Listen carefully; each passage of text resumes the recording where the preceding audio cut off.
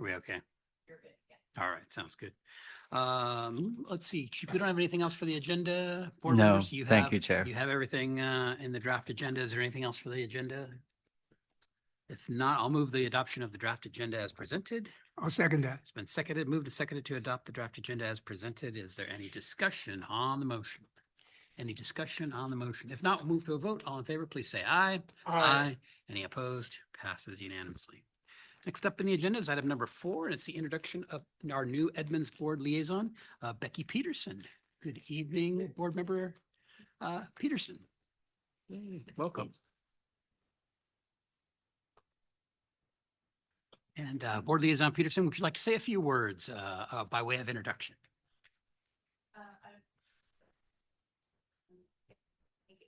Thank you. I appreciate that. I'm honored to be here and looking forward to learning a lot more of the insights to the South County Fire, the RFA. I have worked both with the City Council of Edmonds and in the Mayor's office, so I have a little experience with elected officials and the staff that work and support them. So I'm looking forward to the opportunities here. Thank you very much. Great, thank you and welcome.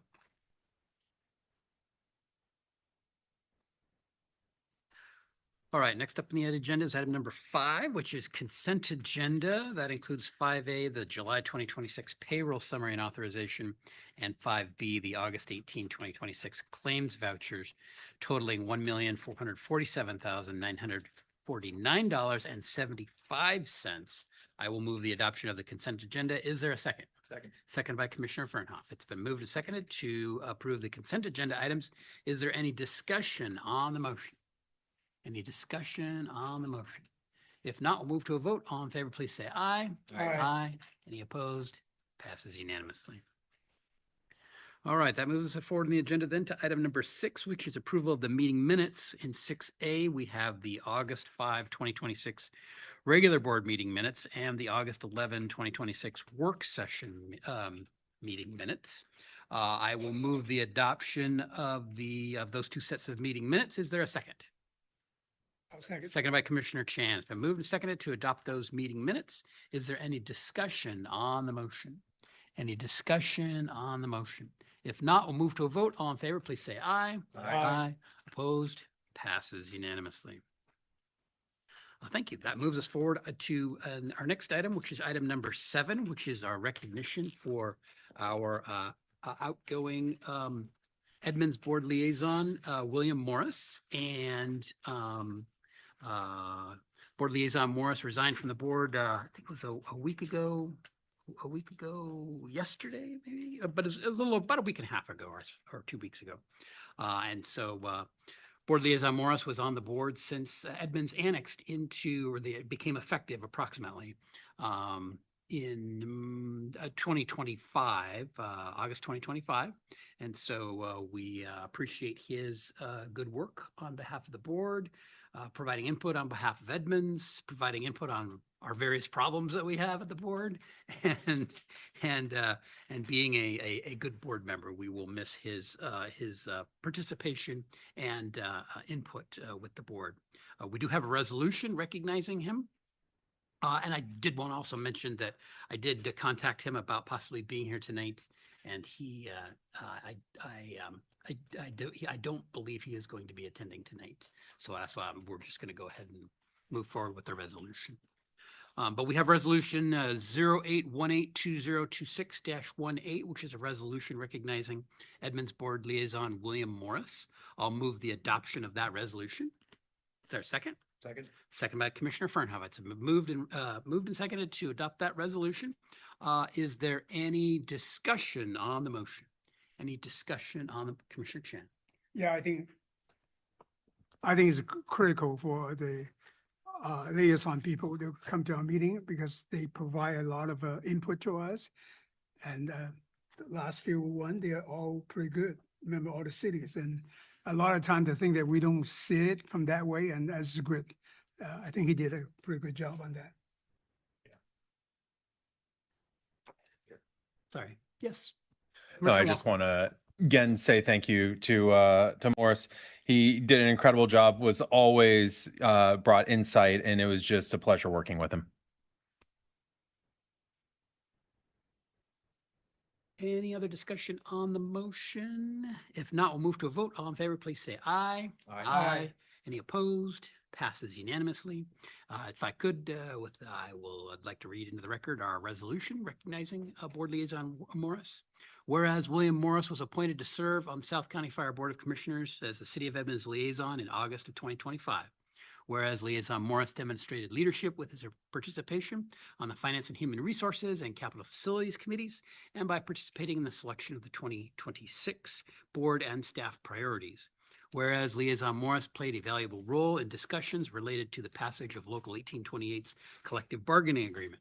Whereas Liaison Morris played a key role in helping the City of Edmonds effectively transition into the Regional Fire Authority after the annexation and productively represented the City of Edmonds during redistricting discussions.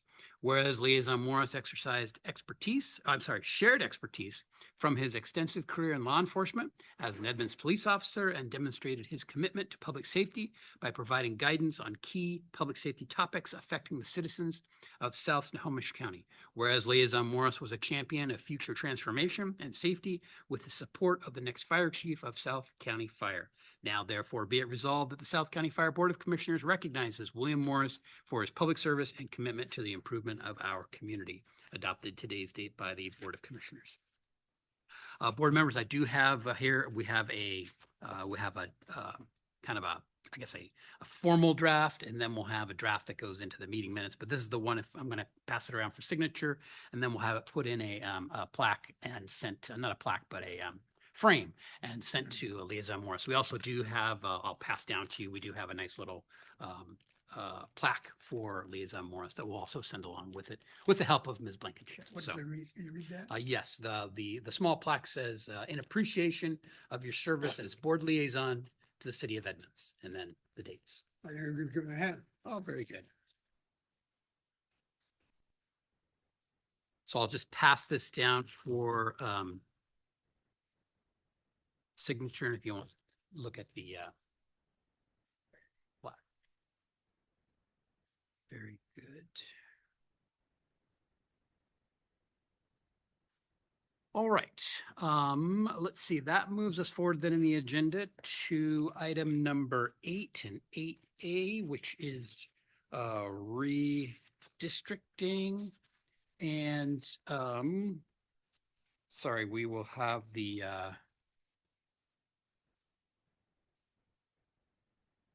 I'm sorry, it's our public hearing and the redistricting plan. Before we start with the public hearing, I wanted to see if we had anything else, because we talked about the new Plan 6, but the other plans also at the meeting last week, by way of introduction, if there was anything else from the board members thinking about the issue from last week, before we move to the public hearing. Anything else on redistricting or the plans?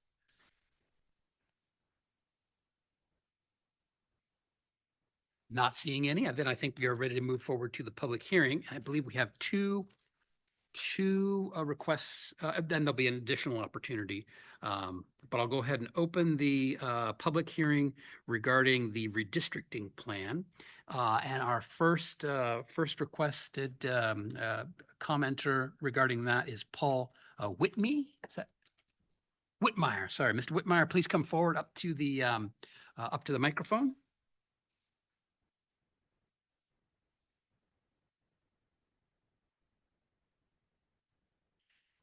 And good evening, Mr. Whitmire. Good evening, Commissioners. State your name for the record. And My then name is go Paul ahead. Whitmire, and I'm a citizen of Edmonds. Great.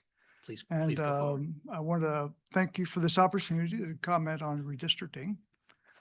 First off, I wanted to congratulate your consultant who had developed the baseline maps and the compromise variants to them. You did a great job. I appreciate that. I specifically want to talk about map 6. I really like this map. I think it checks all the boxes. It puts Edmonds residents into one district. It moves the city into an open seat, District 4, with an election coming up in 2027, which is 2 years earlier than the other plans. Third thing is it protects the remaining incumbent commissioners. And finally, it makes an adjustment that cleans up the boundaries between districts 2, 3, and 4. So I think it makes them more compact, and in my opinion, I think it's an improvement, significant improvement on map 2. So, so I strongly recommend adoption of map 6 for the redistricting of South County Fire. Thank Great. you. Thank you, Mr. Whitmire. Hmm. Up next, we have Roger Pence. Mr. Pence, please come forward.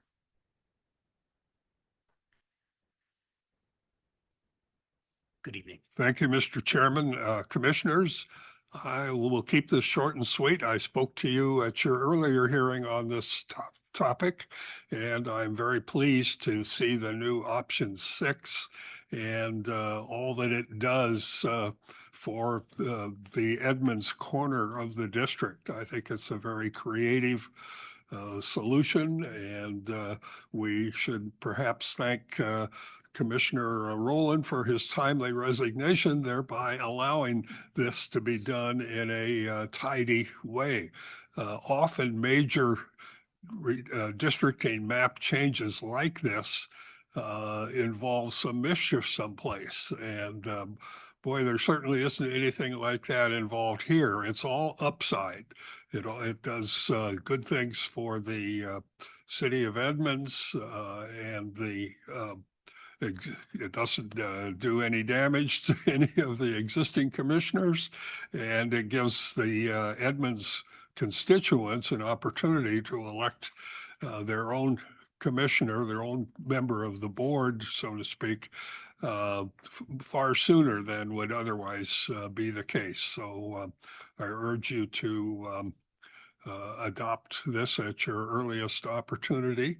And I'd also like to make a personal comment about the arrival of Becky Peterson to your board as our liaison. Our paths have crossed many times in Edmonds City Hall, and I'm confident she'll be a valued addition to the board. Thank you. Great. Thank you, Mr. Pence. Is there any other request for comment in the public hearing related to redistricting here in the room? And then I'm going to turn it over to check the Zoom platform. Any other requests for comment here in the public hearing for redistricting here in the room? If not, let me turn it over to Ms. Blankenship-Dickcheck. Do we have any request for a comment in the public hearing related to redistricting on our Zoom platform? We do not. Do not. Okay. And I'll come back one last time to the room. Any request for comment to the board on in the public hearing for redistricting?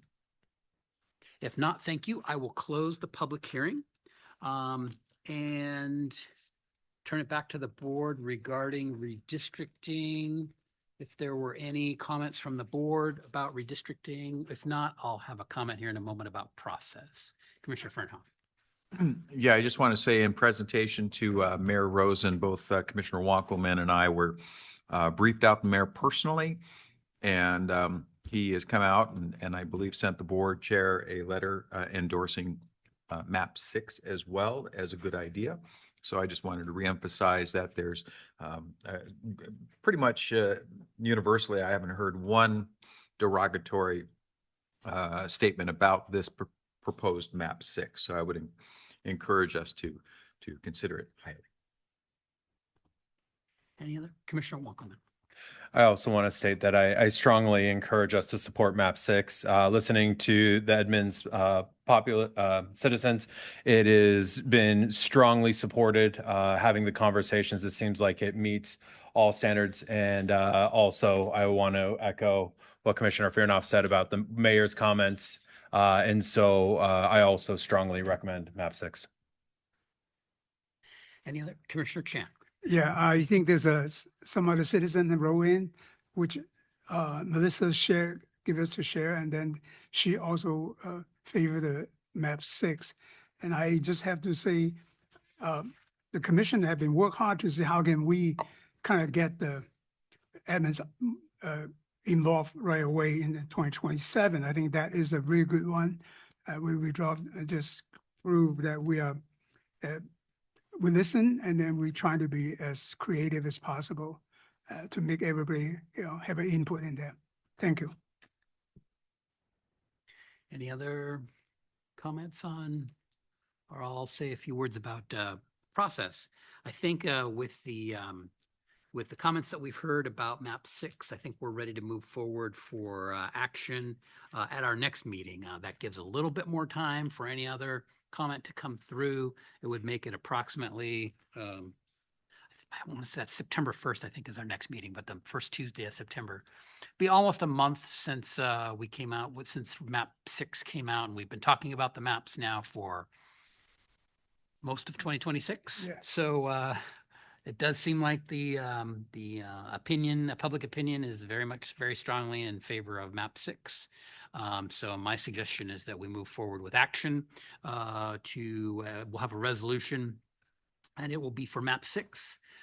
Is the consensus that I'm hearing from the board. The resolution will be prepared for map 6, but it'll be up for adoption at map 6, or it'll be up for adoption at the first meeting of September.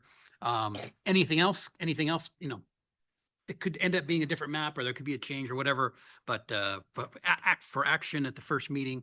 And then that will allow us to then pivot from there to filling position 4. Obviously not at that meeting, but we'll be talking about the process and perhaps having a kind of setting up or voting on, I'm hoping maybe vote on the process there, but at least talk about the process in depth as we prepare for that later in the fall. So, and that would be based on map 6. So anyways, that's my plan to bring forward to the board at the next meeting, and I'm not seeing any objections to that. So that'll be the current plan, and we'll be on for action on the first meeting of September. Okay, anything else on the redistricting subject? No? Okay, great, thank you. Moving forward on the agenda then to item number 9, which is public comment. This is general public comment for, it could be on redistricting also, but generally any other subjects are regular public comment. I'll go ahead and open public comment. Is there any request for public comment first here in the room? Then we'll go to our Zoom platform.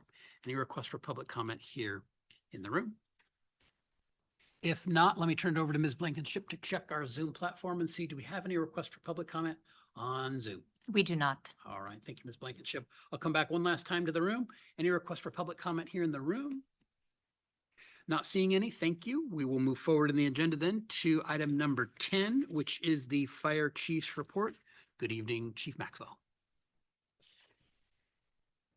Thank you, Commissioner Kenny and the board. We are crossing into, I just crossed over the 6-month mark as being your fire chief. I'm very grateful for the opportunity. I would like to, the board has been nothing but supportive and helpful with whenever I call, you guys answer and provide lots of advice and wisdom, and that means a lot to a chief. The staff here, everyone at headquarters, they're lean but not mean. I couldn't ask for a more capable group and more hardworking group. I think we've integrated deeper with even Melissa and the board. It's created this. She's incredibly supportive as well. We have a great team, great synergy, and I just want to start off by giving my appreciation to everybody. So thank you very much for that. Following on to that, I did get a piece of wisdom from the former Chief Wittes. He said it gets easier in 10 years. So I thought at this point it would be good to revisit the 2026 board priorities and where we're at. Of course, there's a large body of work outside of this, but we can review these ones that we have control over. So the CFP and the bond measure, I think everyone knows a substantial amount of work has gone into that. and no small part by Christy Bailey on so much of that. But that is, we updated it. Actually, Chris Bothwell, we updated the CFP. Was a good undertaking. Put a new refresh on that, and then everything going through the process, everything submitted. The second, these aren't really in order of priority, organizational roadmap and staffing. The team worked very hard over the summer with recruiting and hiring, and I'm happy to say we have 24 firefighters starting the academy on September 1st. Big accomplishment there. Volunteer firefighters, we have some great updates, and at the end of my chief report, I'll have our new, he's not new, but our deputy chief of recruitment and volunteers will give some updates on the volunteer program. Station 22 construction, groundbreaking happens August 25th. The HR department leadership, with your support, we install an assistant chief. We're doing our last interview with the human resource specialist on Friday. And then we are very close to putting out, we have selected a search company for our human resource director. So that is all well along. And then training consolidation, this one pivoted a little bit. I actually chose to pull out of the training consolidation because it wasn't the best thing for us and it would have cost us hundreds of thousands of dollars. We are deeply continuing to participate in the training academy, and we are very close to finalizing an interlocal agreement where we all work together on that. And there's some opportunities for countywide training in that as well. And then the last one was the CRP into the budget, and we can talk about that in the budget process. More to come there, but just for a refresher, our budget, it's about we put about $500,000 into it, and then it's supported by $1 million in grants every year. So that's kind of the breakdown of how we fund that. So so we are well on track, if not very soon, to be done with the board priorities for 2026. Another update the board supported is we were able to go get and bring an old pumper back home, and we believe one of the original Mountain Lake Terrace pumpers brought that back home. It's going to need a lot of work, and we were going through the budget process trying to figure that out. And with the help of Shauna Ree and a few different other things, we were able to cobble together, I think, 4 or 5 grants, and we're going to be able to refurbish that all with grants for our volunteers to drive through parades. So we're excited about that. And with that, I'm going to turn it over to Chief Welch for some updates on where we're at with the volunteer program. Good evening. As you see on the screen, as of August 16th, Michael Boehm will be promoted to lieutenant of the volunteers. So that'll give us 4 lieutenants again since Al left. Other updates, John Wolcott, who was one of our recruits, volunteers since January of 2026, was just hired by us as a career firefighter who will start September 1st with our organization.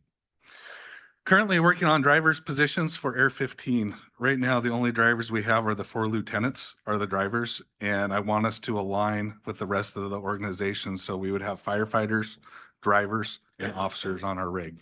So moving forward on a process of that, coming up with testing procedure and how we get those members, it'll probably be somewhere between 6 and 12. That'll be determined at a later date. Pricing out new turnout gear. The current bunker gear that they are in is about $4,000 a set, and we spend another $400 a year on inspecting it. So we are looking at the new turnout gear would be about $1,500 a set. We don't have to do the yearly $400 inspection, and it looks different than what the line personnel have, which will allow us to identify who are the career people on scene, who are the volunteer people on scene. Still looks like bunker gear, just doesn't have all the thermal layering and everything that structural bunker gear has. So moving forward on that. Working with Chief Curtis, we're also looking at new uniforms. We all wear the same uniforms. If we're in the station, if we're on scene, with all the new people we're hiring, I have no idea who is who anymore. So we're looking at going to a different color shirt, redesigning the t-shirt, and looking at some different pants options to make so we're a little bit different so we can relatively identify people on scene again for that. The next one is working with logistics, looking at options for new air units or air units. We're coming up on the replacement cycle of it. We're running through some different ideas of obviously cost benefit analysis and what will serve the RFA the best. Is it one or is it two? And can we save money by buying two small units and serve our public better? So we're looking at that. Bringing our volunteers into alignment with our record management system. For years, they've done all their own record tracking under personal software. So I'm bringing them into alignment to our training tracking software. So any training they do will go into our software. Any emergency response they go on will go into our emergency response software. So working on that, it's coming along really well right now. Recruiting, working with the new lieutenant on some recruiting ideas for the volunteers. What can we do to get more people here? He's working with the volunteer group, coming up with ideas that they have. Eventually we'll come together and brainstorm and go, this will work for us. What can we do in the future to get more volunteers in the door? Looking at the point system, I won't go in depth in that, but we offer a point system for helping volunteers get hired. Myself, Chief Hughes, Hetty, Wendy are looking at this to how can we better it? Can we go away from the point system and have an idea if they've been here 2 years, they just move to the interview process versus they've been here 2 years, they have 2 points that better them on the test. So we're trying to be creative and change things. There again, helping to recruit more people from here. I'm happy to say we have one volunteer lieutenant who is also going to Northwest Leadership this year. That will be a first. It was sent out to the other 3 lieutenants. I received no response from them, but I did receive a response from the new lieutenant. So he will be going with us. So that's a new adventure. I look forward to Northwest Leadership this year. The last little update, we currently have 24 volunteers. We had 25 until we just hired one of them. So that's good. And the last update I saw, which I stood at the reader board tonight waiting for it to cycle through so I could actually get the number. Air 15 has been on 111 calls as of that update for this year. Can I answer any questions? Any questions for Chief Welch? Go ahead, Commissioner Chan. Oh, I think first a comment. I think you guys did a great job. I visited a few times when I go in there, I feel the energy. I think the people really want to do it. And I'm so happy to see you hire volunteer firefighter. I think that is an example that people, hey, I can be hired, right? Maybe not here, maybe somewhere else. I think that's a good opportunity. And also I really happy. I don't know, at one time we heard only four volunteers or something like that. Remember that?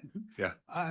And a new fire chief come in and say, hey, let's abandon that. We said, no, because these people are part of the community, right? They live here, they close by and everything else.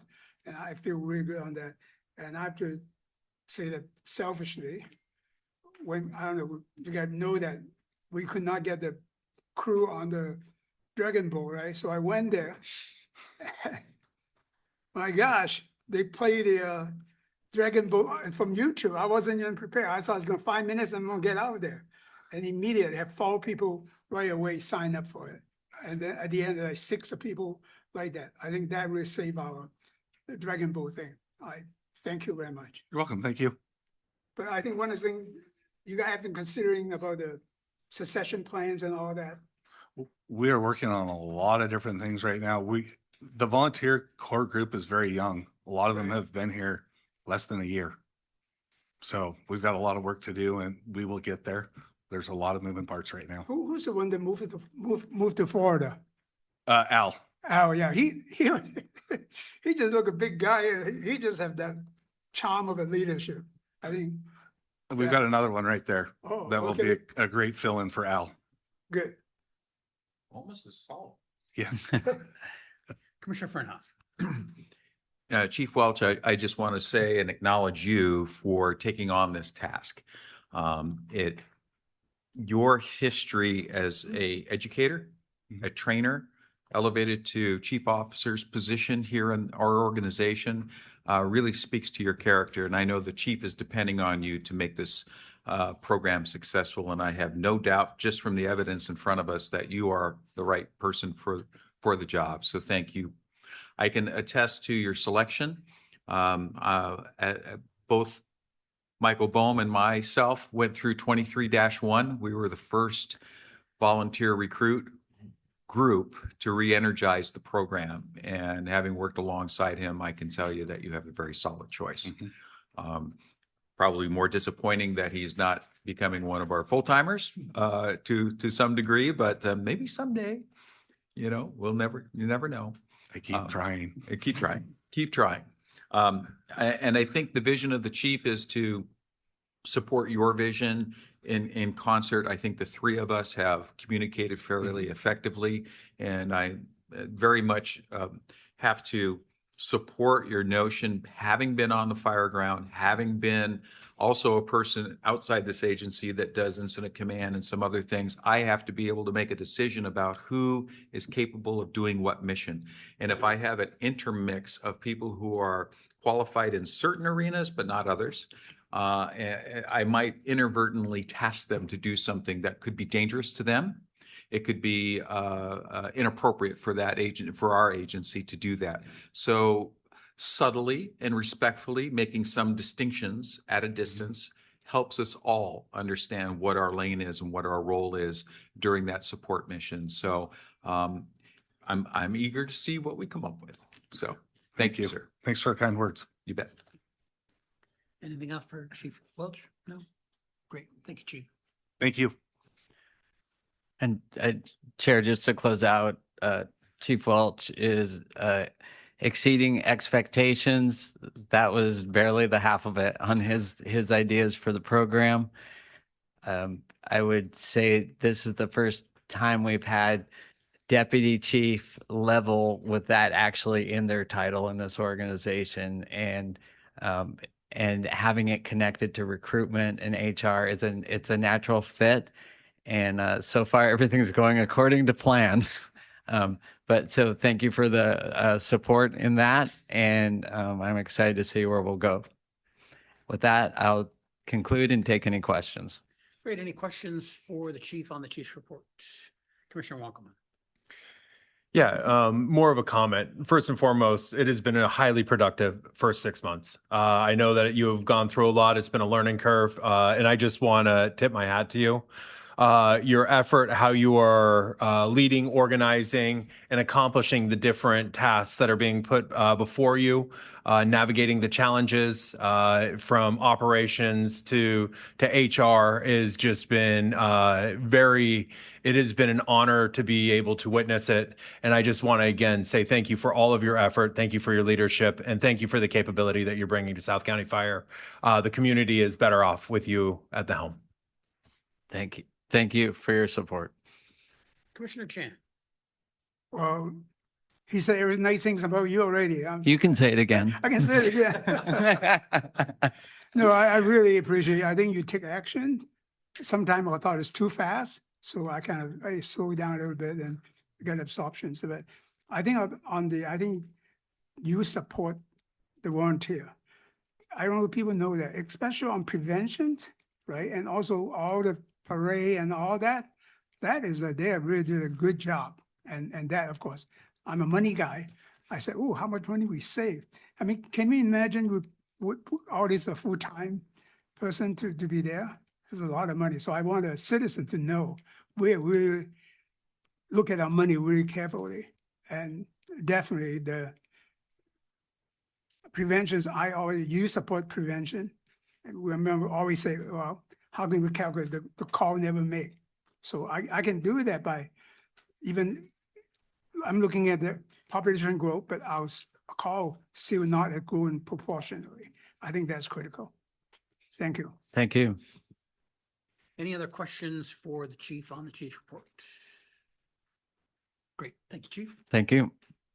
All right. Next, we move forward in the agenda to item 11, which is the union report. And I don't see anybody on Zoom for No? Okay. All right. Ms. Blankenship's telling me no. So we don't have anybody for the union report this evening.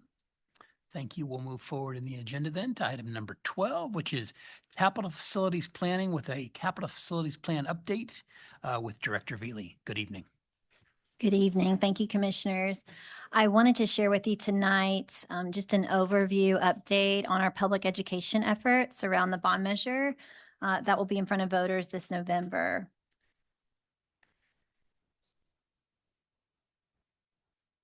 So we're really getting into the more community-focused parts of our education plan with community meetings, reaching out to various community groups, getting something in the mail that people can look at to learn more about the measure. And then we'll also have a newsletter coming up. So just want to walk through that just a little bit closer. Here's a look at the intergovernmental communications that we have planned coming up. As you all know, we did meet with the Linwood City Council on July 15th. On August 25th, which is next Tuesday evening, we'll be in front of the Briar City Council. And then September 17th, we'll be in front of the Mount Lake Terrace City Council. And then the Mill Creek City Council on September 22nd. So the next couple of months, we're going to see a lot more activity. It's going to get quite busy for us. We do have a couple of big events. One is September 12th. The Fair on 44th is really the biggest event that we participate in all year. It's hosted by the city of Linwood, but they shut down 44th in front of Station 15, and we'll have several activities in front of Station 15. And then October 3rd, we will have our yearly fire prevention open house at Fire Station 14. This year, we're having a pancake breakfast before the open house, so we're really looking forward to that. In addition, we do have a few community open houses planned that will focus more on bond education. One is going to be September 24th. That's a Thursday evening. October 8th, also a Thursday evening. And October 17th, that's Saturday opportunity. So those will be planned at various fire stations, and I'll be sharing more information with you. I think I managed to get it on everyone's calendar at least last week, so you can save the date for that. Some of the other work that our team has been doing, we have finished a web page that we shared with you at the last board meeting. It includes an interactive map and a calculator where people can type in their home value and determine how much the bond would change their property taxes. We also have distributed a public handout. We're working with community groups, making sure people know that we're available for presentations. We're continuing to work on internal communications. We did one round of Zoom meetings with all staff, and then we're working on other ways to get information out to firefighters and staff about the measure. We're working on some social media posts, a video with Chief Maxwell, and then we'll be working on a mailer card. We're allowed one per election, and then our newsletter will be coming out in October. So in October, here's a look at the key dates that we're planning on. And I do want to bring your attention to this October 9th date. This has been moved up, and I just got the word this afternoon. Typically, ballots mail, I think it's between 10 and 15 days before an election, and ballots are originally scheduled to mail October 15th. But Snohomish County Elections informed me today that because of some changes with the Postal Service, they are going to move the date up and actually mail ballots on October 9th. So that is also the day that our mailer will be going out to households. And then our newsletter will go out about a week and a couple of days later on October 22nd. And of course, Election Day is still November 3rd. So I'm happy to answer any questions if you have any. Questions from the board members? Commissioner Fernhoff. Did the Postal Service say why they were making that adjustment 6 days sooner? It sounded like it wasn't a decision of the Postal Service to move the date up, but a decision of Snohomish County Elections. They took responsibility due to Postal Service changes. Does that have any influence from the national level by chance? They did not offer any additional information. I think the exact quote from Snohomish County Elections was due to some Postal Service policy changes. We have decided to move up the date that we are mailing ballots. Fair enough. Thank you. Any other questions for Director Veely? All right, great. Thank you. Thank you. That moves us forward on the agenda then to item 13, which is unfinished business. And we start with 13A, which is the salary survey. We have with Chief Hughes, Director Shoresman, and our Mr. Matt Weatherly, our consultant on this matter. Good evening, all three of you. Thank you, Chair. I'll start by having Matt start his presentation. Thank you. Great. Am I on? Good deal. Mr. Chair, members of the board, appreciate the opportunity to be back with you. Welcome back. Not a hardship to leave Arizona in August. So certainly appreciate the opportunity to visit. We've been busy, behind the scenes. You'll recall when we left off, we had initial survey, reporting, then we had some additional tasks to take on. So I'd come back to you this evening with one, an update, and two, a discussion around maybe some building blocks, just to really kind of make sure that we're going in the right direction as we focus specifically on the administrative wage scale and identifying some opportunities on our administrative staff. So I'll make sure I'm able to navigate here. So just briefly, I'll touch on the current state of your administrative pay plan. There's some building blocks that we want to really kind of either introduce, refresh, rebuild. So we'll talk about those briefly and set about maybe some recommendations, not probably quite enough to sink your teeth into, but we will, and or staff and partnering with your staff, will come back to you with some maybe some more specific things to sink your teeth into when it comes to compensation policy, philosophy, some guidelines, and then we'll talk a little bit about next steps. I'd be remiss certainly too, and if I didn't mention at least kind of that update from where we left off. You'll recall the target was really the collection of 2025 pay data, to affirm our current market position and identify anybody out of market. So I'll talk about that, in part of our next steps. Currently, maybe in contrast to the uniform staff scale, so the uniform staff scale has a collective bargaining agreement in place. There's structure there, clear identified comparators, really qualification and rank driven compensation, a schedule, longevity pay, very kind of consistent, and something that, you live in a fishbowl, for those positions in particular. Those groups even are very good at knowing what everybody else is doing, around them in that fishbowl. A little bit different on your administrative pay structures, and we've had a chance to work with some other fire districts in the area. Very similarly, people wear a lot of hats. Defining those roles is super critical. That is part of where we left off last time, with an opportunity to revisit and affirm the job descriptions, that both affirms and then informs, any impact that may have, bled into our market analysis work that we had kind of, started with. So flipping this sequence around a little bit, confirming our understanding of those administrative roles, how they've expanded, what's changed, what needs to be updated on those job descriptions. And that's more just snapshot in time. I think if you go one step further, we want to start seeing some things that allow for growth, that allow for adaptation, that one are kind of rooted in board policy, right? Or board philosophy that the staff can therefore carry out. So putting some of those guidelines in place is kind of created over these last few months an opportunity for us to kind of circle back and say, wait, are we just talking about 2025? Am I just giving you data and that's it?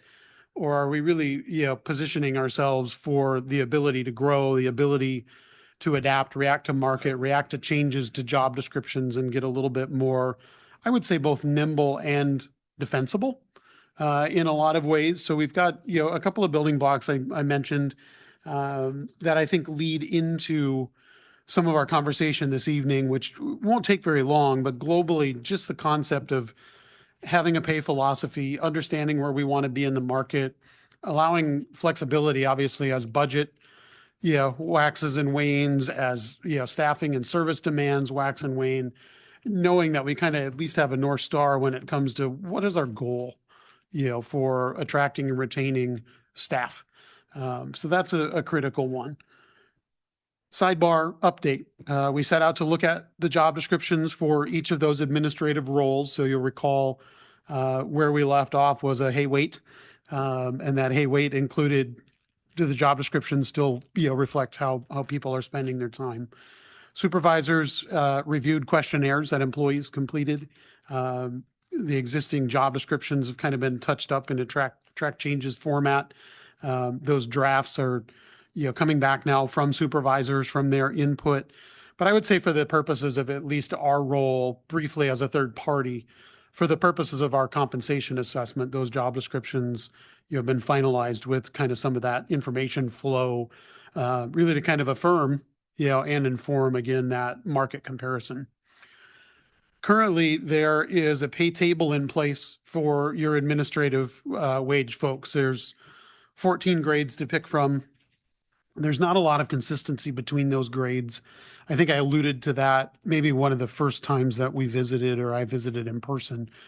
There's not a consistent number of steps for each grade. There's not consistent distance between each grade. So sometimes you get these big gaps, that either force you to hold back or go too far. We like to see a consistent pay structure that allows us to align to market, that allows us to align to the organization's pay philosophy. And I wouldn't say necessarily down to the percent, but I'm going to say maybe within 5%, right? So if we say, hey, we want to be at market, or we want to be at market plus 5%, or plus or minus 5%, I want to have a structure that allows me, to do that. So for now, it's going to sound overwhelming, but we're proposing a pay grade structure that gives us 30 grades to pick from. We're still only using like 13 of those pay grades, but there's a consistent distance between each grade. There's a consistent number of steps. Kind of creates a little bit of guardrail, for us to work with. Your organization size and your kind of department division at the administrative level, fortunately or unfortunately, is not so deep that we have to worry about worker, senior, lead, supervisor, manager, director, chief, that kind of thing. There's really not enough positions, not enough budgeted positions, nor perhaps at this time the need, for that. But I like to have a pay structure that certainly allows me to differentiate when we do have a worker versus a senior. You have a lot of professional positions that need to come to you with experience. And I want that pay table, obviously, to give us at least a toehold on when we know what the market is, we can compete, right? We can state our desired position in the market.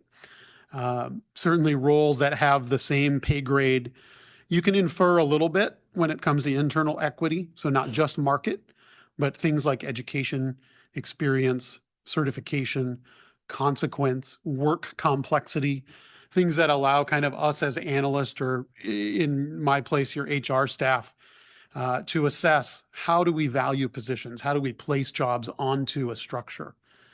Obviously, anytime we talk market and we talk reacting to market, I think it's critical that it means something more for the current workforce before we get into new candidates, new hires. There's a tendency sometimes to forget that while the market is moving quickly, we've had people that have been with us in that time, right? So I want that structure to allow for salary administration left to right, and also growth as we change jobs or add jobs. So we need some flexibility, but we need some consistency in those guardrails. I mentioned some of these, certainly there's compensable factors like education and experience, skills, maybe scope, span of control is another one where the number of staff you might oversee, market value. We're market people, but so too, I think internal equity to kind of understand, like, why is this position that's called a manager in a little bit different grade than that position that's called a manager, right? Manager of something, starts to matter a little bit. All of this is just kind of layering in some context for making sure that we can answer these really as an employer, and balance out kind of that stated market philosophy, the availability of market data, and our desire to be both competitive and equitable. This is what I mentioned. We're going to probably give you something a little bit later on, maybe in September, to sink your teeth into a little bit more. But something that looks like and feels like a philosophy, maybe policy is a strong word, but at least a market strategy. Do we agree that we want to be competitive? Do we agree that we want to be able to recruit and retain at a qualified, experienced, and skilled level? gives some staff some guidelines too as they establish the budget. Kind of gives somebody like me, maybe every 3 to 5 years, almost the answers to the test. What is our market? Where do we want to be in that world, right? How competitive do we want to be? Do we wish to be? What factors are influencing our ability to recruit and retain staff?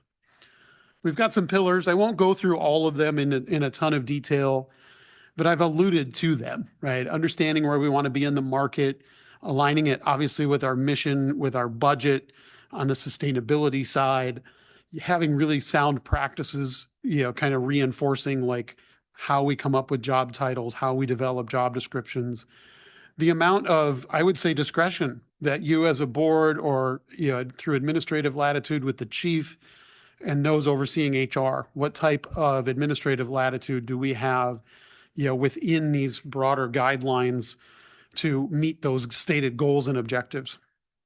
And then certainly your oversight as you do budgeting, as you do bargaining, maybe not bargaining for this group, but as you do those big things, trying to have some things in place that, really reinforce and help staff, along the way to kind of come to you with a really efficient and sustainable plan. Our first pillar under that sample philosophy, I've got some language there. I won't read it word for word, but I thought it was also an opportunity to remind you where we left off. We had included data from other fire districts, other fire departments. You had asked us to include on the administrative side, local school district, county, I believe city of Linwood. So there were a couple of ads. I mention it because this list is a little bit different than our uniform staff, and that's perfectly fine. These are positions that have a broader market to a degree. They don't have to just go into the fire service, right? I can be an IT analyst or an accountant, in the private sector, in nearby public sector, nonprofit, lots of options there. But really the idea behind this philosophy is saying, hey, when we're financially able to, where do we want to be? That gives us some guidelines when we do our budgeting. The goals and the umbrella that we're flying this under are also fairly logical, right? Recruitment, retention, equity, competitiveness. We want it to be obviously flexible and also create kind of a system of regularity. Probably when you bargain, there's data collected. Some of your data analytics staff is at a level at or above anything that we could produce, quite frankly. And I think that lives behind some of your, bargaining efforts, at least from the district's position. But just that analysis, whether it's internal or independent, kind of periodically confirming, hey, here's our market, here's our job description. So setting about and having at least some procedures in place that allow for job description review, that allow for regular market analysis, both internally and externally, to really kind of establish median for each position, revisit those job descriptions, confirm that, if not kind of wink, wink, putting supervisors on notice, you need to be engaging your employees. What are the expectations? What are the duties? What goes on the job description? Do we all kind of agree before we set about, and do that market analysis? Some other practices that we might want to start considering, are how we define being below market, how we define being above market. Your current structure, I'll call it the old structure for a minute, probably got bullied around a little bit. It got bullied around, I think, by long tenured employees, not the employees themselves, but a tendency to not want to say, wait, we're at market or we're above market, that's enough. Or what do we add to base versus offer in a lump sum, right? When I don't have steps to give somebody, I want to give them more steps, kind of thing. Like those types of, reactions I think are extremely human. But what this would create is a little bit of identification for one, defining below market through survey work, through placing people onto a pay structure. Same with at market or above market, right? Do we have some latitude? Yes. Do we want chief to have some latitude? Absolutely. But I mentioned retention maybe first. I mentioned current employees first. I never want to cause compression or leapfrog. Sometimes we post a vacancy in 2026 and the market has moved so much that I accidentally have to hire somebody above an existing employee. Those types of things. I want your chief and your HR staff to be able to work together to kind of identify and prevent that compression or alleviate that a little bit. Having some discretion, even when market data is lean. As much as I'd like to say, man, we can survey every single job, fallacy, right? There are data points out there, but sometimes it's a stretch, or sometimes it's beyond our list of approved comparators, or sometimes it's an industry that is really good at it and they pay a ton. Those are things that I don't want you to get, backed into a corner there. So certainly having some things in place that allow for some discretion in the placement of jobs, either in tandem with or absent available market data. And then that board authority. I would never want to come to you, cold to say, hey, spend X. Having even an opportunity to visit at least a couple of times, even at a surface level, is way better. I would much rather have the dialogue than say it's all or nothing, take it or put it in a drawer, kind of thing. But having some guidelines in place always help. Not that we're trying to create something that's bigger than you or bigger than me or bigger than staff. I guess kind of unless we are, just to say we have tenets, we have principles, we have goals, we have policies, we have strategies that state, hey, we want to be competitive. We want to recruit good people. So there's certainly some good news messaging here to kind of reinforce like, hey, we value our staff. We want to be able to keep the good ones we have. They're all good. We want to be able to recruit more that have experience that are also, hopefully good. So just kind of puts up some goalposts and some guidelines. Lastly, is really kind of where we left off, a little bit. So I mentioned we'll give you something that you can kind of sink your teeth into, but I didn't want to, or I thought I'd be remiss at least in not mentioning where we left off. We did have survey findings that really put probably 80% or more of your jobs in a pretty competitive position. There are structural things that I want to fix, with what I mentioned as far as that pay table, the availability of grades, truing it up so all positions have the same grade opportunity, step opportunity, and market relationship. We did have one position that I would say is probably still waiting, right, for that 2025 market, discussion where we left off.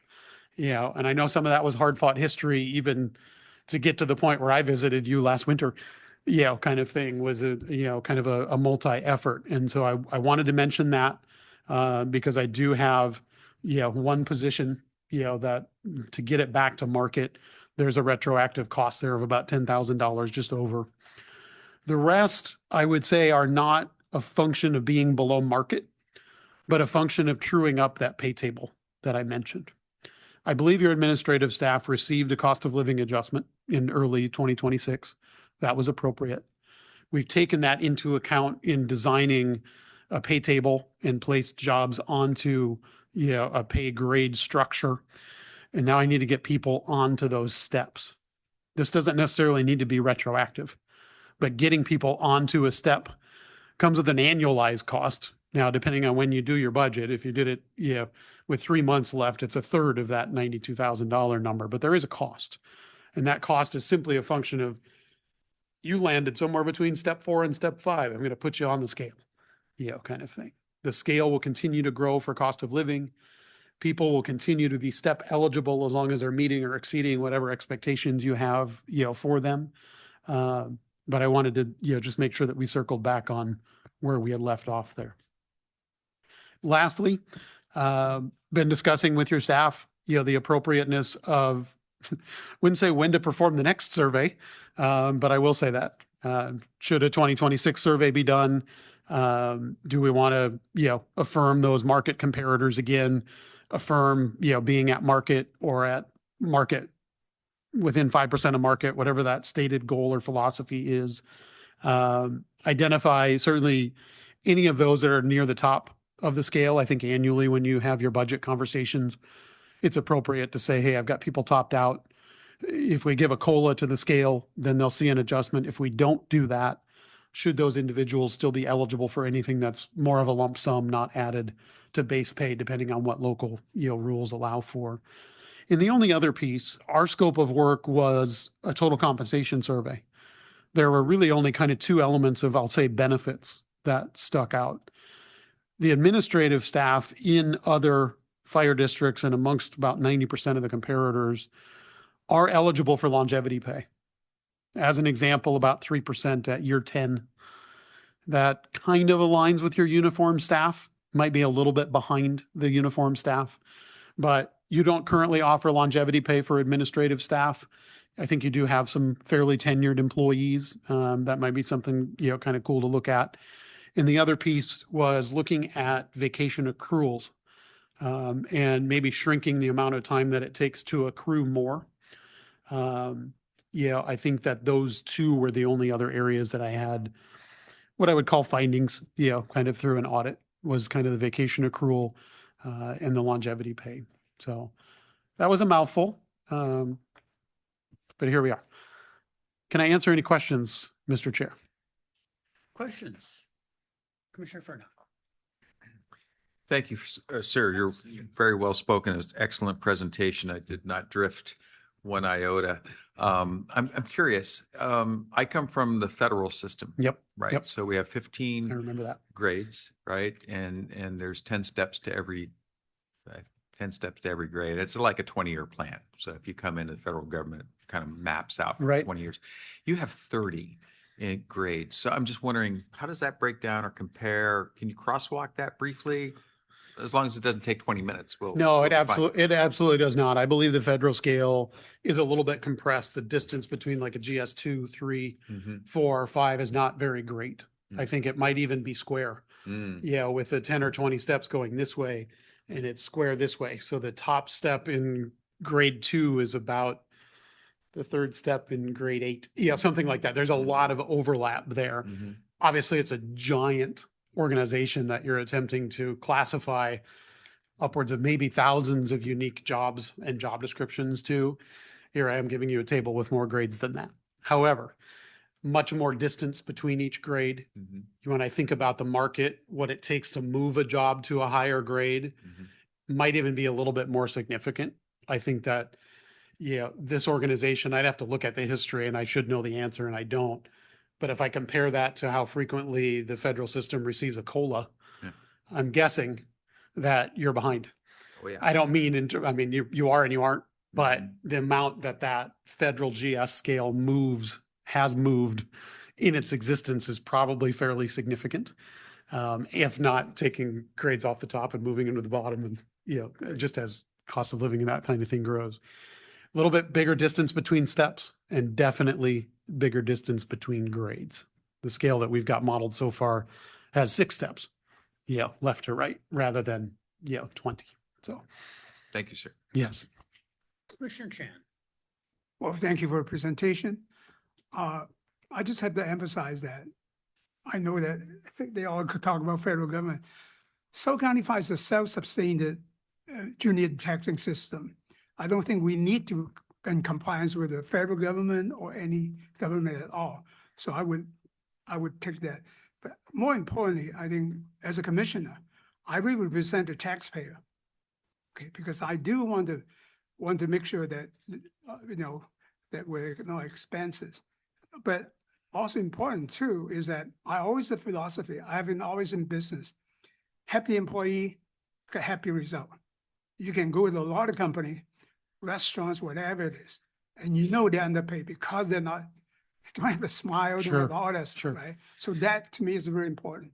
But at the same time though, I think what I'm going to do, I'm going to send you an email about what my thoughts are and everything else. But I think more critical is that you mentioned many times, fire department, how much because to me, it really, if you're a receptionist, you're a receptionist. If you're accountant, you're accountant. It doesn't matter, it's a fire Right. accounting department or water district or whatever. They have no relationship at all. And then I'm also, I think critical part is that this guy is very innovative. He's so creative. He really, a lot of program is the community paramedic, all other things. So this is very unusual fire department because we have all different programs. So in the sense that I would like to see more, I think we need to define what is the market. Mhm. And I agree with you because on the firefighter, we really cannot because we are binded by the negotiations, and Sure. that's a state law. We have to be comparable other thing.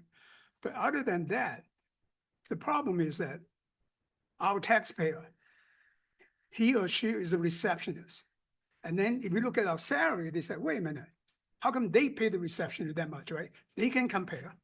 And also, and most of the business do not have the job stability, right? Retirement and all that. I think we need to work on total compensation to compare. Now, I know what a good or bad market. I think our turnover is not that big. So that's showing that people like this place, right? And so I don't need statistics to tell me. I mean, seriously, I mean, that is Sure. the observation. I think that's good enough. I think a lot of this have to be consideration because we actually difficult for our taxpayers say, well, you're paying your firefighter too much or whatever, right? But they can compare us with their jobs if they're thinking. And also there's a lot of data is available. Department of Labor have always say telling you if you're a secretary in certain area, how much it is and all that. So all this, most of the public know more comparison than anybody else. So I'm really conscientious about it. Then suddenly if some taxpayer look at that and say, wait a minute, how come they're paying way too much money in there? But at the same time, I'm not saying anything bad about our employee. I love our employee, they're really good. But that is something we need to, because at the end of the day, I represent the taxpayer. I want us to be very diligently using our money and not, but has to be fair. So that's my thinking on that. Thank you. Other questions for Mr. Weatherly? Commissioner Wackelman. Again, yeah, I'm just going to echo great presentation, well thought out. Question of mine that I'm just trying to wrap my head, and I do have a bias towards the federal as well. With the grades, I'm seeing that more as a rank. With the steps, I'm seeing that as longevity, like years. Okay, and with the 30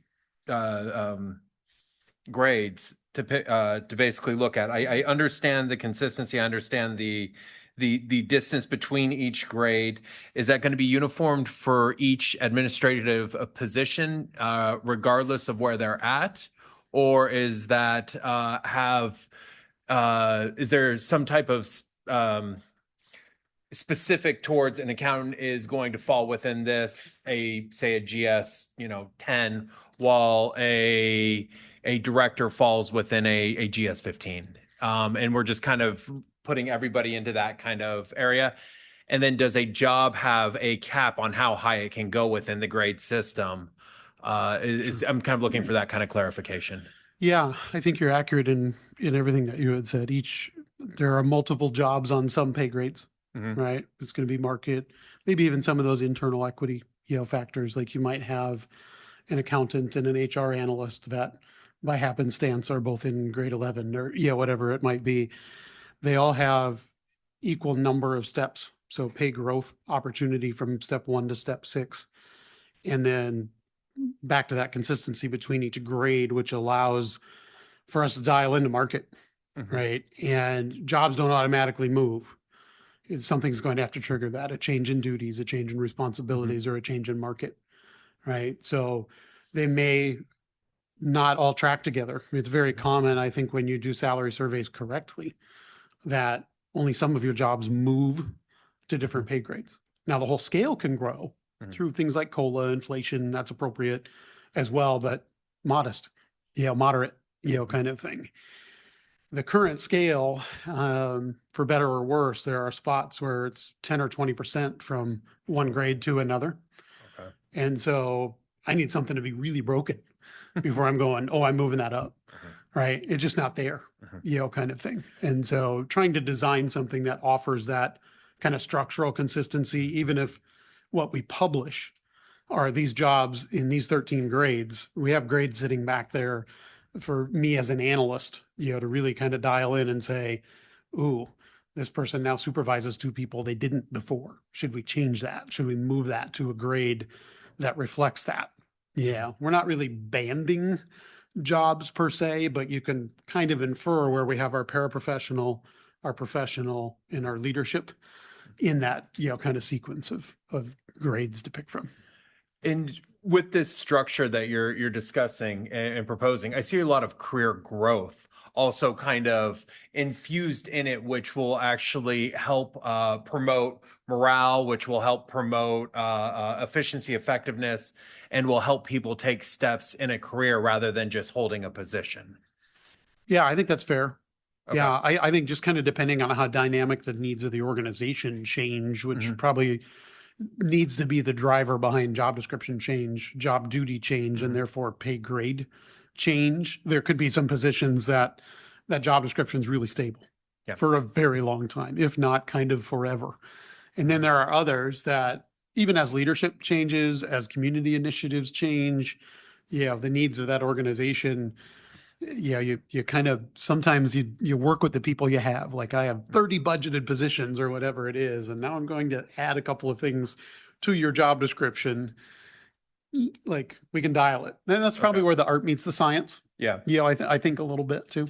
No, I really appreciate that. I think it gives us an agile approach to these challenges that allows us to really meet the challenges that different positions face and gives opportunity for growth while also keeping stable, predictable, and equitable opportunities. So I appreciate this. Thank you.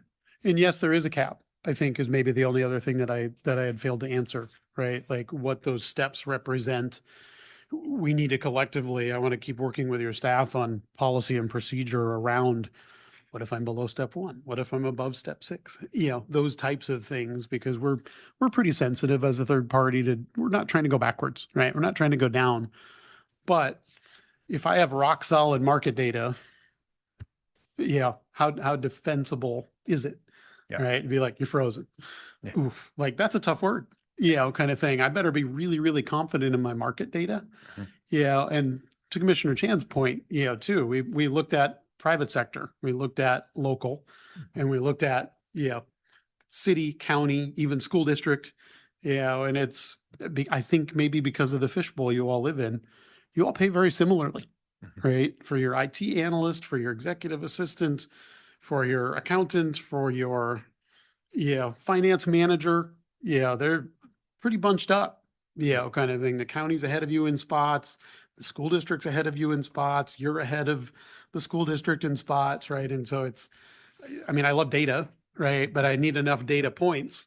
And then kind of an understanding of like, can I afford a few to be above me and a few to be below me? Because now we're at average, kind of thing. So, that it just starts to beg some questions, right? So I think we're in the right spot this evening just to kind of understand, like, do we have the right guidelines in place? Are we asking the right questions? And that's really kind of what this last few months has afforded us the opportunity to do. And I really appreciate that because asking the right questions is critical in this conversation. Good. And I just also want to say thank you for the job descriptions. That was something that was kind of a little bit surprising for myself. Sure. And updating those and getting that is really appreciated. I think it was just that it was late 25. We were like, man, we need data. So we use the existing ones, but we circled back. So. Commissioner Fairnough, go ahead. What's the, in my travels, once again, federal, right? There are 2 instances I'd like to ask about. One is, do you build in something that I had? For example, I was in charge of a unit that happened to be deployed in a very expensive part of the United States, and we got something called locality pay. Yep. There's probably the only other most expensive place there is, based on the federal scale. Alaska. Well, I happen to be in Hawaii. That'll do it. Embedded with the Coast Guard as a civilian. And because we also have a rank structure here with this organization, unlike a school, unlike a water district, I had to have an equivalency in my position to whatever the other, rank was. In this case, it was Coast Guard commander. Got it. So my question is your philosophy because we are a paramilitary organization, do you have an equivalency chart that says that this person, say we have CFO Bothwell, for example, is maybe the equivalent of an 06 or an 05? Sure. That kind of chart. And are we taking into the locality pay that I would have received by being here in Seattle, along with my COLA and all the other things? Yeah. Yeah, I think the locality takes care of itself with the market comparators, that we have. So the dollars and cents are pretty commutable distances, to our local area. So I think the locality piece of it, definitely is built in. I think that 6 months, Chief, 6 months you're here. So he's been here a long time, right? And as chief now, the equivalency piece to like the paramilitary, I would say I'm less sensitive to it than it's possible that your staff would be or would want to be. There are certainly some key director positions that we may wish to align because, and the because is, is one of your next deputy or assistant chiefs. I don't want to say those are easier to budget for, but are one of those your next fill in the blank finance director, whatever. I'm just making that up. But finding that equivalency probably a little bit clearer. Yeah, right now I've done it slightly in a vacuum. Say, give me the job descriptions, give me the market, I'll build you a pay table.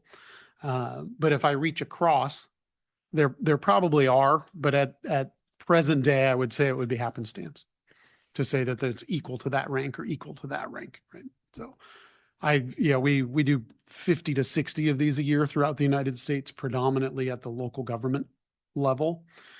And obviously have managers and superintendents that are in parks or community development or, in-house. So IT, finance, HR, they have an equivalency, but I would say that fire service and police, public safety in general gets kind of disruptive. Deputy chiefs make as much as directors in other places. All right. Yeah. Here it's almost potentially what we walked into is the opposite. We have deputy chiefs that make X, their directors don't make that much. All right. But my constant struggle in the world that I live in is either seeking that parity or understanding I have chiefs and the market always follows the bodies. So the police chief, the fire chief in a city make the most. Same with maybe public works and engineering.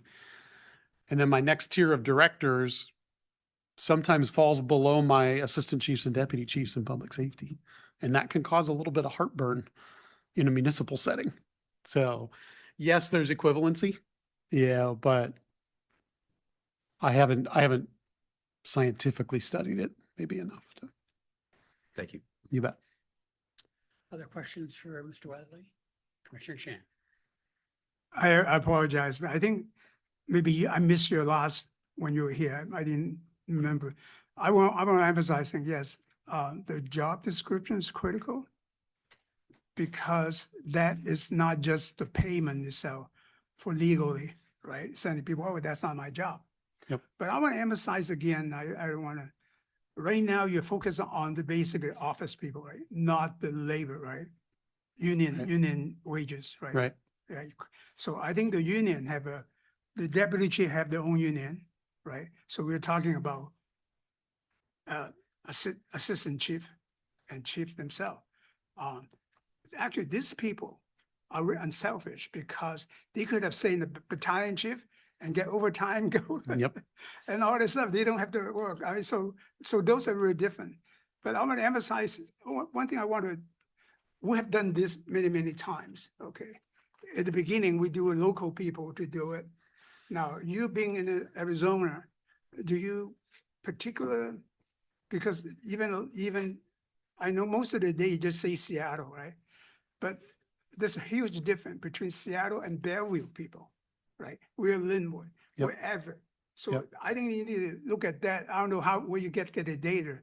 Do some really more clear, because the Seattle living standard is much higher. Sure.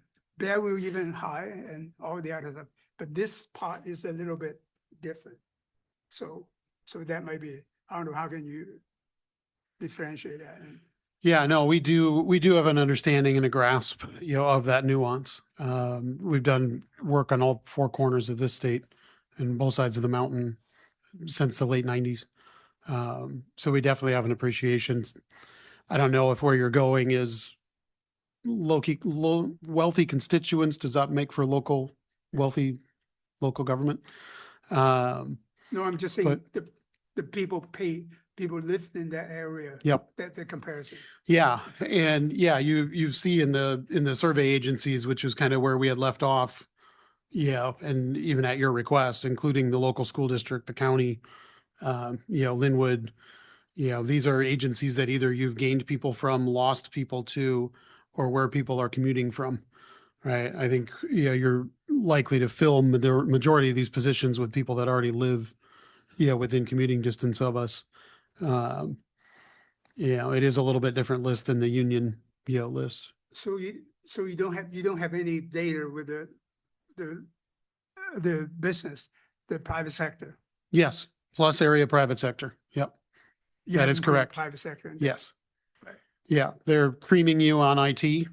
They're keeping up or maybe just beating you in finance. Facilities, a little bit of a mixed bag, admin, clerical, right online. Yeah. Yeah. When I first started, he's the chief at that time. We had a job description. I did not realizing that it wasn't keeping out. It was good at that time, with the job description that you can read, truly compare. Sure. Yeah.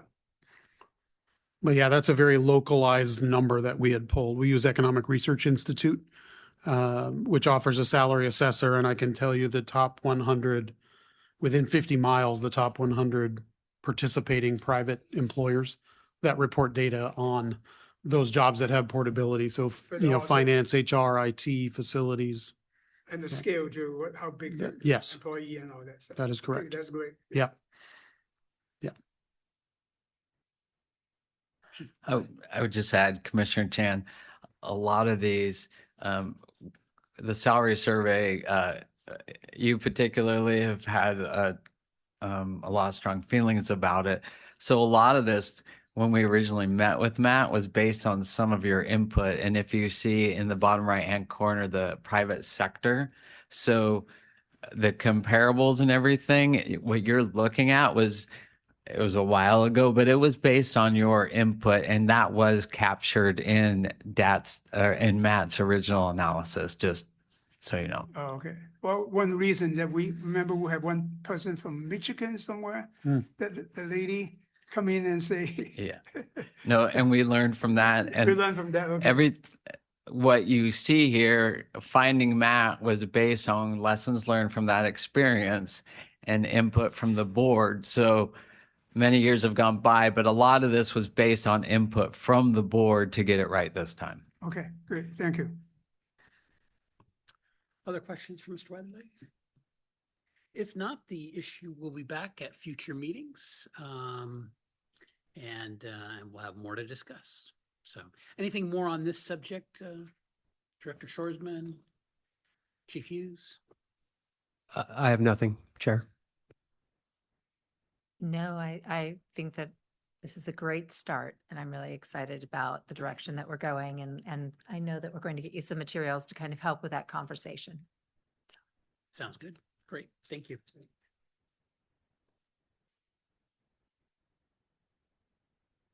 All right, I think we can hit one more issue before it's time for our break. We have next up item 13B, which is Commissioner Vacancy Appointment Process. And I've got for you, let's see, 1, 2, 3. We talked a little bit about application, and we had a application. Ms. Blankenship, was that 2001? Was that I can't remember. It was dated a few years though. So I freshened it up, and you have the version in front of you there. Just to bring the some of the data with Ms. Blankenship's help also, but freshen the data up to current, and then I reviewed the 10 questions that we had previously asked for written responses on. I don't think I actually had any changes to those. But what I wanted to do is get you thinking about what would you like in the application? Because when we get to our next meeting, we'll be talking about process.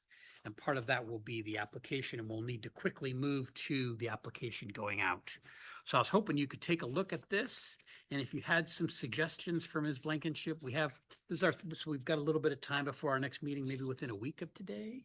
If you could get any suggested changes next Tuesday to Ms. Blankenship, so we can potentially incorporate that, or at a minimum, talk about it at the first meeting of September. But we'll want to be able to pivot quickly from that next meeting to an application to go out.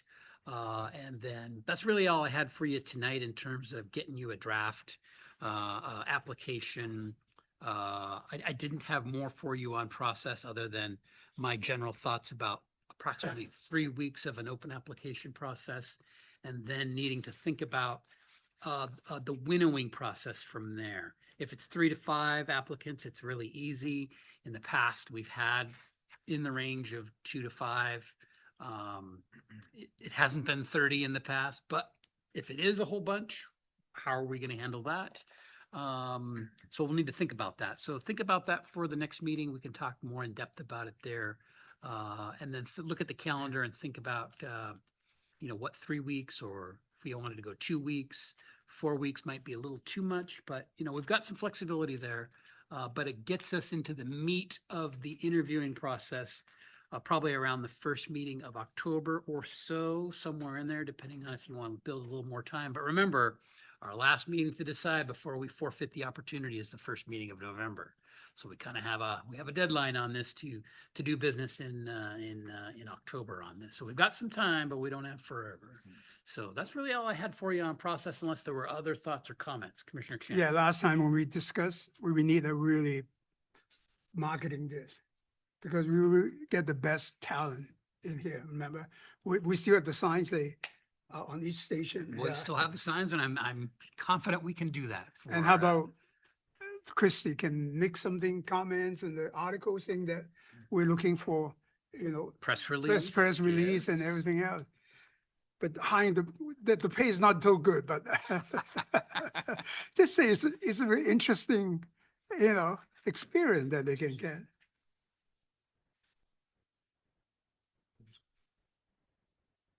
Any other, sorry, go ahead. No. More comment? No. Commissioner Fernhoff, go ahead. Is it true that the tiebreaker will be an interpretive dance? No, Just not curious. unless it's drafted into the process. Okay. Any other questions, comments, thoughts about application process?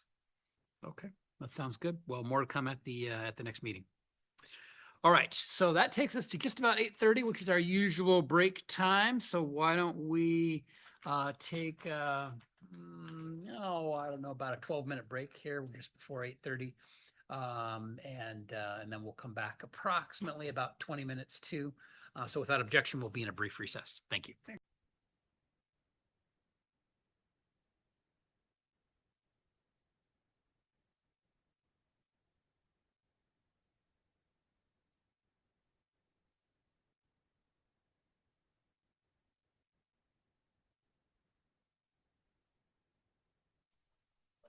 Okay, we are back on the record and ready to keep moving through our agenda. Up next is item 13C.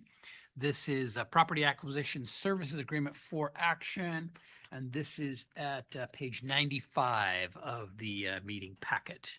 And we have Chief Curtis. Chief Curtis online. Good evening, Chief Curtis.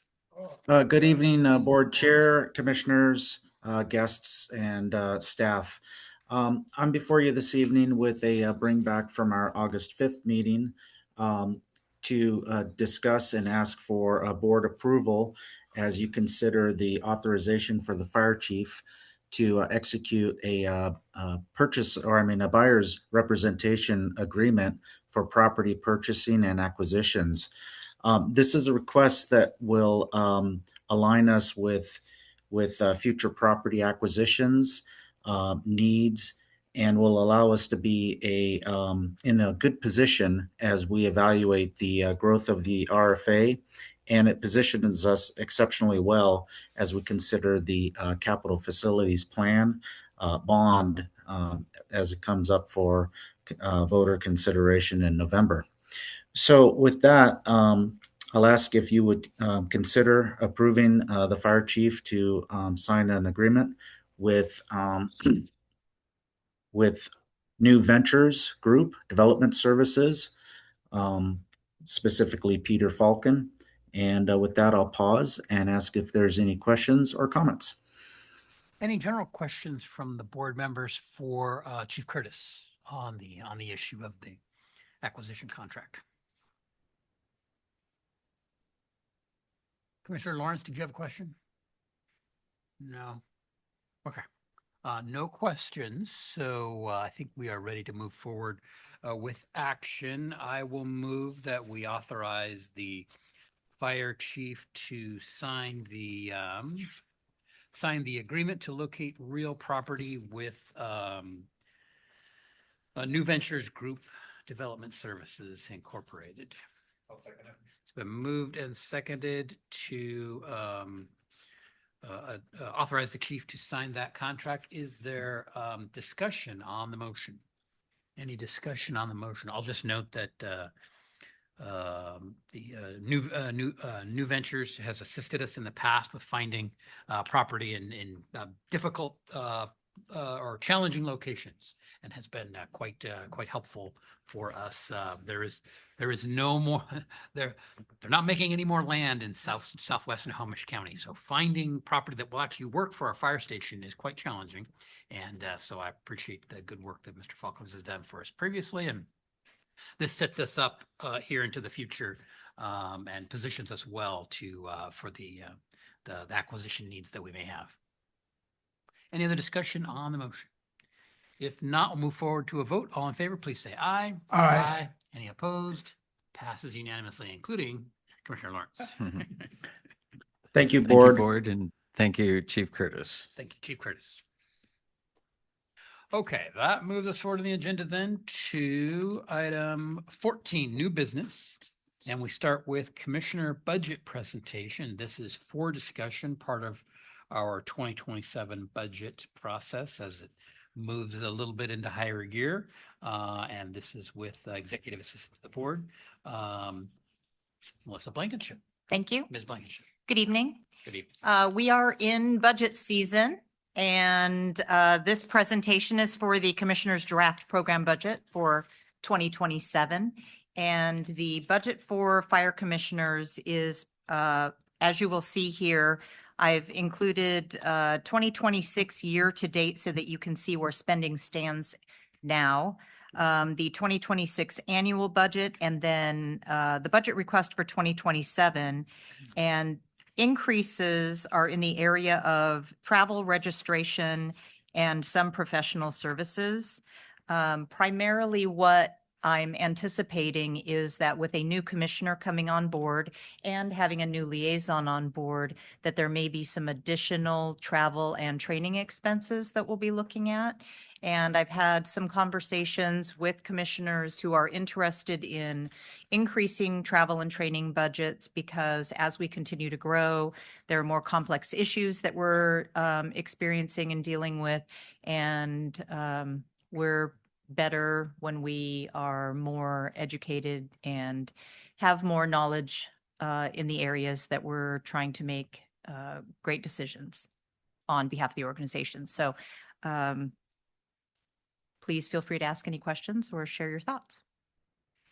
Ms. Blankenship, oh, sorry, go ahead. Commissioner Wonkelman. I just wanted to second and agree with the increase in travel. There are a lot of complex challenges, and being able to to go to training, being able to hear what the experts are saying, significantly improves the decision-making capabilities of the commissioners. And so I fully support that. And I just appreciate the opportunity because this is a constantly growing organization, and I want to make sure that we are able to support leadership in all of the decisions that we're making. So. I wanted to see if the travel and training budget as proposed here, does it include, we haven't talked about it for 2027, but it was on my mind thinking about this, the Washington DC trip. Does it include some money for that? It does include some money for that, but not for all commissioners. I did not put funding, I did not recommend funding for usually we do not have all 7 plus liaisons attending all functions, all trainings. So I did not put in for all, but yes, there is additional funding for that. Okay, I just want to be sure, because I actually haven't talked to the chief about whether, or Commissioner Wittes, who has gone in the past, about that interest. That's in April. And just the ability to touch base with our federal elected representatives in DC can pay dividends at different times and has paid dividends for us in the past in different ways. And there's nothing better than appearing in person there. And so I just wanted to at least keep that on the table as a possibility. And yeah, all the commissioners never go, but it could be like 3, but I didn't know what the chief was thinking. And, just things like Senator Murray hosted an event at Station 11, 2 weeks ago. Those type of things don't happen by accident. And so those are the kind of things where, having folks in DC that are aware of us and our needs can be helpful from time to time in different ways. And there's no better way than to try to have some type of a personal stake in that. And I think we're in a position to do that in a way that other fire departments or districts are not, but it does take something. And that is, you've got to be willing to go there and take a team. And there's good stuff to learn. And so anyways, I just wanted to be sure that was like in the mix, because it's not cheap. I do think it pays off over time, but it doesn't necessarily pay off in 1 year. Yeah. Okay, good. Yeah. Commissioner Kenny, that was just as a refresher, since we are in that top 1%, we've hit the radar of different organizations. And one of the organizations that we've worked with is the International Association of Fire Chiefs, which I've been on the board of directors in various capacities there. But the Western Fire Chiefs region of the International Association of Fire Chiefs engaged us, being a larger department, and wanted us, to participate with them in engaging more on the national level with lobbying in DC. So we have been reached out to check our interest in supporting the larger initiatives. And then we'll go back there, as a team, what are the biggest issues, and have a united voice back there, because things are different. Such a wildland fire is a big issue for the states on the West Coast that are different than other regions of the country.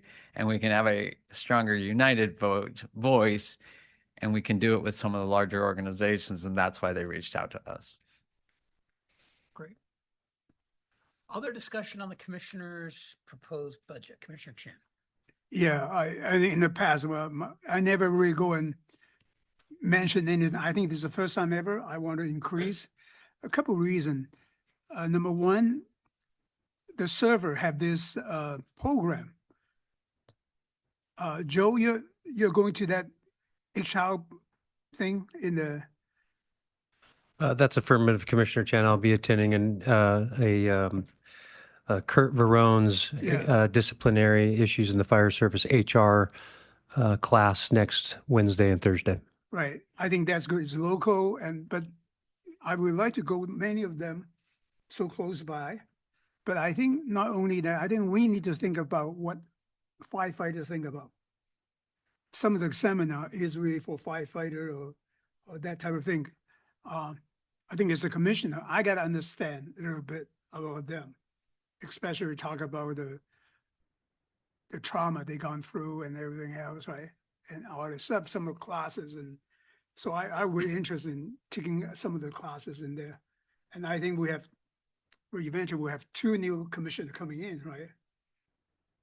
So I think those is good. It's good that when they started, they are getting all this information, get training and everything else. So comparatively, our budget is really not that huge. And Commissioner, you guys go down to Portland, right? To For the, to the leadership seminar. Yep. Yeah, I went there, 10 years ago or something. It was good. If you can meet a lot of people too. Yeah. Excellent. Anything else for discussion on commissioner budget, draft budget? Any other discussion on draft budget? Okay, well, you'll have an opportunity to talk more about it in the future, but this is kind of our significant opportunity. Great. Thank you, Ms. Blankenship. All right, so that moves us forward in the agenda to item 14B, staff presentation regarding, staff presentation roadmap. And I believe we are going to have Mr. Bothwell. Good evening. Good evening. Thank you, Chair. All right, so tonight we have a staff budget presentation. So far, we've done the revenue forecast, the expenditure forecast, the economic update, and the roadmap accountability reporting. Tonight, we have updates, follow up to some topics that were discussed previously, and then we have an update from the chief on the budget and some emerging topics that he wants to talk about. So I have updates on here just as a placeholder. I was hoping that we'd have some new data out of the county or other data that might be affecting the budget to update you on, but I don't have anything tonight. So we'll keep it on. And next time I'm back, hopefully we'll have some updates. I do have follow-up on 2 items that were of interest to you all last time I was here. The first is the assessed value history, and the second is roadmap staffing. And then the final thing on the agenda will be the chief's budget update and emerging topics. I do want to recognize that there's a third item for follow-up that we're not looking at tonight, but we are going to bring back the first meeting in September, and that is the current discussion about L&I and our change in experience rating and the financial impact of that. Okay, so this is follow-up on the assessed value history. So where this came from is that I mentioned that the preliminary data out of the county suggested that we were going to see a 1% decrease in assessed value this year. That is preliminary data and it is countywide, but it generated a question or some interest in what the assessed value history has looked like. I think specifically, how many times have we seen decreases and how long do those last? So I've got 2 charts. Actually, I'm going to go back. The challenge that we have with this data is that our borders as South County Fire have changed like over time. So it's very difficult for us to get the data that's specific to South County Fire. So what I've got is data from Snohomish County and from the state. So this first chart is Snohomish County, and it's the annual percent change for the last 26 years, so 2000 through 2026. And you can see there's a red line across the chart. That's 0, so that's just flat, no change. Most years, you can see we have an increase in assessed value. And then there's 2 sort of times when we dipped below 0 and we had negative change in assessed value. The first one was from 2010 through 2013. And then the second one was in 2024 in Snohomish County. This second graph is the Washington State annual percent change from same period, 2000 through 2026. I wasn't able to remove that line, but the line is just the state's levy rate. But this graph, the bars on the bottom tell a very similar story. There's a 4-year decline starting in 2010, going through 2013, and then we see another dip in 2025. So it's a year later on the state data for that second dip than it was for Snohomish County. And what these graphs tell us, or the observations that I wanted to share with you, is obviously there's 2 AV contractions in the last 26 years. The first one lasted 4 years. And if you think about what was happening around that time frame, the 2008 financial crisis is the cause of this one. And in the second one was 2024 or 2025, depending on if you look at Snohomish County data or state data. It was just a one-year dip and it was much smaller. The thing I want to mention is that AV for property tax lags the actual market. So it's based on fair market value, but it's based on what's going on in the market a year or two prior. And the reason that's important is because we can look for economic events that happened a year or two in advance of when we see a dip, and it can help us to explain why we saw a dip. So in this case, I mentioned that the financial crisis was the cause of the first one. The second one, it looks like there's a significant run up in the year before. We've got almost a 30% increase in AV, and then we saw a dip. And so I think it's natural to assume that that's a correction. So the market went up really, really high and then came back down a little bit to correct. And if we think about what was going on a year or two in advance of that, that's when the pandemic hit and property values were going crazy, right? There was a lot of uncertainty in the beginning of the pandemic. And then it wasn't long after the start of the pandemic that people started working from home and feeling good about the economy. And so we saw this massive increase, and then we saw a little one-year correction there. The thing I also want to point out is that the recent history, so since that correction in 2024, we've just seen modest increases. So we haven't seen one of those big run-ups. So we wouldn't necessarily be expecting to see a correction or a contraction as a result of the last 2 years. So I think fundamentally it looks like it's different. Let's see. So in the past, those past two that we've seen, they appear to be corrections. The recommendation is that the current cause of the contraction appears to be the effects of political and economic uncertainty. And that's just, if you look back the last year, 2 years, what do we think is causing a decrease in assessed value? It's not some catastrophic event like a pandemic or a financial crisis. It's something a little more benign. And where we see that political and economic uncertainty show up is in inflation and interest rates. And so those are affecting probably property values and the housing market. I think that it's probably fair to say that the recent past results may not be a good predictor of the current state. So there are no apparent similarities between what we're experiencing now and the effects of a pandemic or the effects of a financial crisis. So the conservative recommendation is to prepare for a few years of assessed value stagnation or modest decreases. It's unlikely if the cause of the decrease this year is inflation and interest rates. We don't see anything that's telling us that's going to reverse in the short term. So it's probably going to be a year or two. So to be conservative, the recommendation is just to be sort of cautious. And I did want to throw this on. This relates to this topic, and I just wanted to recognize that when we were doing the planning with the roadmap, and this is just a slide from the roadmap project, we did consider what would happen, how it would affect our funding guiding principles if we did see a drop in AV. So the question I put here is, what do our funding guiding principles suggest if AV drops, so if assessed value drops? And the answer is on this slide. It says that if AV decreases compared to the prior year, then we're going to allow the levy rate to exceed the target. So the funding guiding principles have a target of $1.40 to $1.60 for our levy rate. And we recognize that these dips do happen. And when they happen, the funding guiding principles would suggest that we would just let the rate do what the rate needs to do and sort of weather it, but not strictly adhere to that target range of $1.40 to $1.60 in that situation. I also want to recognize that we considered the converse too, right? If we have if we're one of those years where we have a 30% increase in AV, the recommendation, or excuse me, the funding guiding principle says we're not going to take a windfall in that either. We're going to stay the course and let the rate go down. So we know these things, we know these spikes and these drops are going to come, and we thought about that. And I think the funding guiding principles suggest that we just let the levy rate do what it's going to do and just be responsible with the budget. And just to remind you that the funding guiding principles are not policies. They're just suggestions of how we're going to plan for the future. So the second item I have for you for follow-up is roadmap staffing. And the question that was asked last time I had a budget topic for you all was, when will we achieve the 5.5 staffing factor during roadmap implementation? Of course, the answer is a little more complicated, but the simple answer is when the plan was adopted, it was 2030. So when we add 70 FTEs, we would hit that 5.5.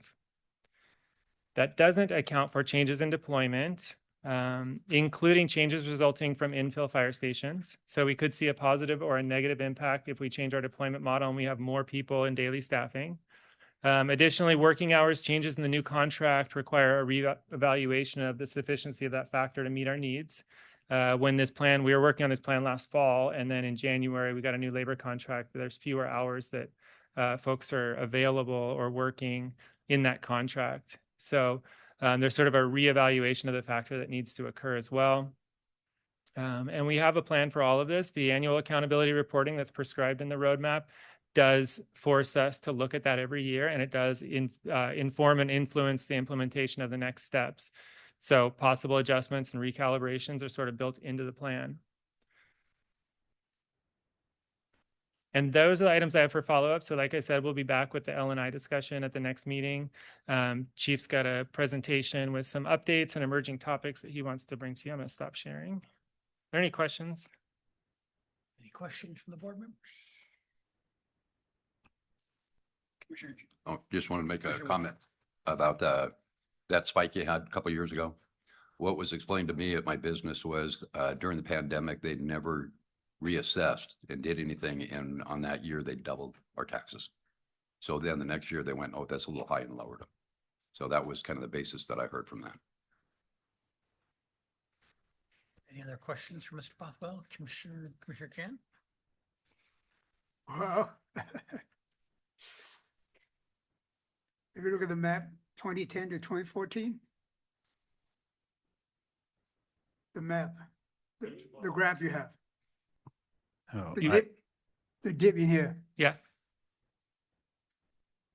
that was the year I was a chair. And we have laid off 9 people from this building. And this guy do all the dirty work, but they blame me, but it's just his fault. $30.5 million, that's all we have for that spend, whatever they spend. So that kind of reason that, in a sense, we said about us, we're so worried about, I want to know when, that project, it is crazy at that time. I think we're the one that really can survive that, but we have to make, big decision. So that's why I want to make enough reserve funding there, so we don't have that kind of big deal. That's a good job. So I want to make sure you, as a CFO, you really need to make sure you're warning us, hey, our reserve debt dipping too low. Be careful. All right. So that's your job.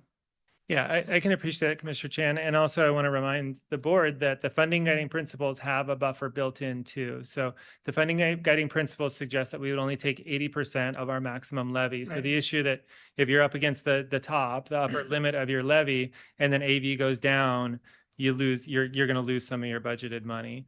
We're in a situation where it would take a pretty significant drop for us to have to take that kind of cut. So it's sort of, I understand what you're saying, and you're absolutely right. And I will always tell the board and the leadership if we're headed towards something like that. But we do have a built-in buffer in the funding guiding principles. Yeah, I mean, not too many organizations, 90 days, we should be more than 90 days cash on us, right? So I think we should still try to keep all that reserved there. Thank you. Any other questions for Mr. Bothwell? Okay, great, thank you. But I think the chief's got a second part. Yes, Yeah, thank you, go Chair. ahead. Yeah, this is just to layer in. This is a high level. We've done a first pass, but also looking for impressions and feedback on kind of your guys' first look at what leadership's been looking at. And I will tell you that CFO Bothwell is steady as we go, but he's said, we're in the cautious zone, and so we're taking that into account. So a few things, and some of this, like I said, is layering in with CFO Bothwell. But we always say we come back annually and be accountable to the board for what we express in the roadmap. I think one of the things is, with all the different variables that have been hitting this year, it didn't make us brittle, but made us maybe a little bit more fragile and maybe a little bit more cautious. The AV dropping and inflation going up. I don't think anyone expects everything to happen at once. And we had a lot of things happen at once. Healthcare costs continue to climb rapidly. You know, the state leave laws continue to become more robust. L&I, you know, our rate going up significantly there. The new contract had significant staffing implications. And then we all know that we're the general staffing. We have to be very intentional. We're leaning in hard on that, trying to, you know, there's an inflection point between too much overtime and too much staffing, right? There's a spot there, and in fact, Commissioner Wittes, I remember him. You know, that 5.5. There's no magical number, and right now we're wide enough where we're needing to bring staffing up and overtime down, but the gap right now there is wide enough. We just need to keep heading towards it with increasing staffing. Our infill stations, that's something that we said we, you know, if we're if we move forward with the CFP and depending on the results of the bond, we've talked about we're going to have to accelerate staffing. That's going to be a little bit different there. But the team went through and we received over 30 budget requests, and we've pared that down significantly. And this is kind of the way I will just say I organize it in my head on how do we triage this. This is my first budget. How do we triage this? So capacity, we talk a lot about that. To be able to respond to calls, our growing call volume, we talk about the 30% increase in BLS volume, our call volume going up, the different specialty calls going up. That's capacity. So that to me is one of the highest priorities is we need to keep up with the volume. The other one is capability, our changing world, wildfire, the terrorism or instability we're seeing that's increasing even domestically. If you're not seeing it, I am seeing it in the data. As we become more robust, we need better data capability. We are one of the only marine assets around and used quite widely and more regularly. We're becoming the main hazmat asset from Seattle to the Canadian border. UAS. Those are examples of capability. These are just examples. And then capital. Those are building our apparatus and equipment. So really you need the capital to support the other two, but I see, you know, leaning into capacity, then capability. And then kind of below the line, it all costs money. And so the team, we've been meeting hard on things like where can we find savings? Where are areas we don't need to spend anymore that we've been spending? Can we reassign roles? If somebody is underutilized in one role, can we move them rather than asking for a new FTE? And then some of the items that when we went through the request, we said, let's go for grants for these. Let's not even put them in the budget. Let's go for grants, which some of them we're already doing. So capacity, these are the areas looking at strongly on capacity on budget items for next year. You know, of course, we keep talking about firefighter and paramedic staffing, single role EMTs to address our BLS call volume. Our heavy apparatus like our ladders are getting run hard. It's very expensive. And we talked about the squad concept that you see on the bottom right, a much lighter, fuel efficient. It costs about a quarter of it to run something like that on EMS calls as it does some of our heavier units. So there's a cost saving there. There's a capability because it's going to handle our BLS calls. The other capability, so this is capacity and capability, is our wildland threat that's growing. And if you saw Melissa's email of all the media articles, that should have got everybody's attention. And then the other capacity issue is training. I think it's partially a change where people aren't wanting to work as much overtime. So everyone works operational overtime, but we don't have as many people that are willing to do instructor overtime. So we're getting bottlenecks and we don't have the capability to train our drivers and our specialties. Keep our EMS people. There's, 50, there can be up to, 25 to 50 hours each for each provider across, 300 to 400 people.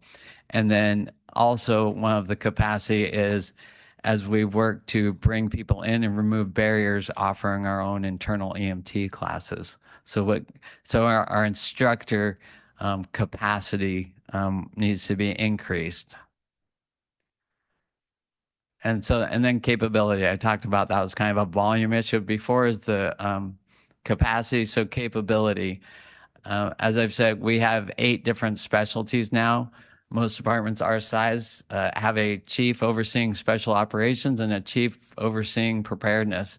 And we'd be looking at a captain to oversee all of the programs there. Fire investigators, we've taken on the fire prevention role with all of our cities. We do have a responsibility that we're working to meet, and that is we're responsible for 24-hour investigations in our cities, and having that capability we need to lean into. We need to start doing more inspections, and that's a capacity and a capability issue. Marine, that boat is getting towards its end of life. We're very close to completing a grant on that. We're going to start looking for grants. And I might be getting ahead of our intergovernmental chair with us, but we're even talking maybe that needs to be a part of our legislative agenda since we're a huge asset for this state. Maybe we do that. I was going to talk to you about that tomorrow. Surprise. And looking at a rescue swimmer program being the only asset for Marines. Haven't talked a lot about rescue swimmers. We're the only large agency that doesn't have that capability. Everett, Seattle, Shoreline Surfer have rescue swimmers, and that's the ability to go below the surface about 10 to 20 feet. It's a very time-sensitive thing. It's not something we can't wait for surfers, somebody else to come in. Our boat's going out more regular. We had a missing diver this weekend, and Everett got on their boat with their rescue swimmers. Marine 16 was on scene like very fast. Everett and their swimmers weren't even close, and that is a real time critical capability. We're one of the few agencies I know of that hasn't gone to that level, and since we do have the main marine capability in this region of the Sound, I think it's something to look at. Wildfire, like I said, there is a real and growing threat, and I don't want to have kind of a black swan event. I'm worried about it. I think the warning signs are around us. The good thing is with our squads, we can raise our BLS capability, lower the cost and longevity of our heavy ladder trucks going out, and increase our wildland capability. So it's meeting 3 different things with those squads. And then our data, we have a lot of work to do. I'm learning a lot about data analysts, engineers, interns, but we need to incrementally increase our data capability to bring things to the board. So those are the big items. Like I said, there's over 30 items brought to us, and we kind of divide it into capacity, capability. Where we're looking at, the team has came up with some incredible cost savings idea where we don't need an FTE. Maybe we can give the person another hat because we feel they have capacity.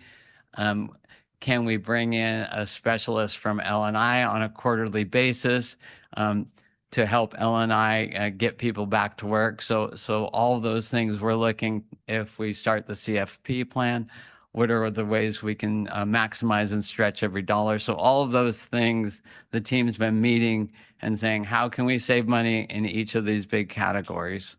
Or for like replacement of the Marine unit or UAS drone capability, where can we look for grants or maybe even legislative support there?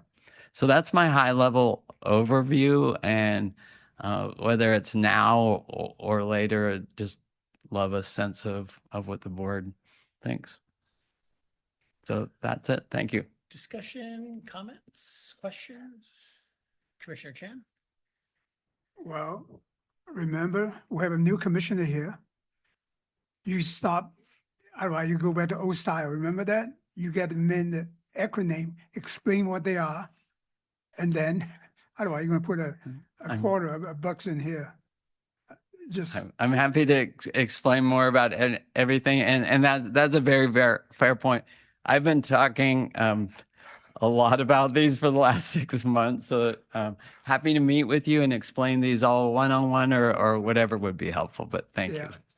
On the second thing though, there's anything I think need to emphasizing on fire service. What, you have a term for that, heavy capital but seldom used, what do you call that? Like the ladder truck, right? You don't use as much, but you have to have it. Yeah, yes, What yeah. do you call that? Is that High risk, low frequency. I mean, is it the high risk, low frequency? yeah. Okay. So just let her know that, because these are the things we don't use as often, but it's really expensive, but we have to have it. So that is, a lot of people don't understand our finances on that. Yeah, like our ladder truck, they can be, probably our next one's going to be close to $2 or $3 million, and they can take 3 to 5 years to get here. And that's the squad concept is kind of a brush truck like unit, which could prevent accidents. The cost is about 25% lower. It's safer going out there. So we're looking at where some agencies, they just might have their ladder going on all these calls, and that's how we currently do it. What are some innovative ways that we could do business differently?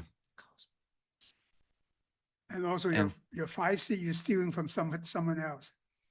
The C, which is the bank, I'm 5C means character, capacity, capital, collateral, and condition. Oh, If you borrow, have to have that. If the guy have no character, you don't loan the money. oh. So I think you stole it. You better explain to them. you stole it from I them. didn't steal it, but I'm happy to have the No, endorsement. I'm great that you got that thing in there. It's great. Thank you. Thank you. Other questions, comments? Commissioner Wackelman? Yeah, can you go back to the 4Cs slide, please? Okay, and there's critical components in all of these that I'm noticing, because right now we know that cost is going up. We also know that our calls are increasing from 3 to 5% per year, and the variation of our calls are also increasing. We're getting a variety of different types of calls, and the different types of calls that we're getting have different complexity associated with it. And this is becoming a very challenging conversation because our AVs looking stagnant, possibly going down.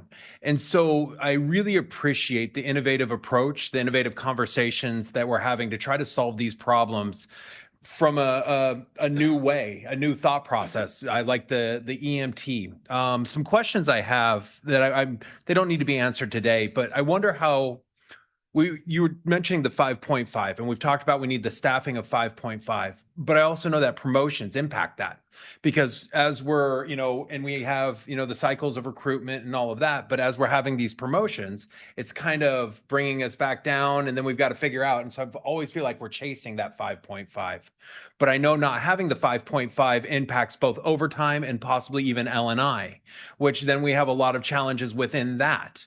And this ability to understand how this ecosystem is coming together with all these different forces and all these different components with it really comes down to being able to understand and collect clear, concise, and credible data. It's being able to understand what is causing these different challenges, how we're responding to it, and the impact it's having on our costs, especially, but also on the community around us.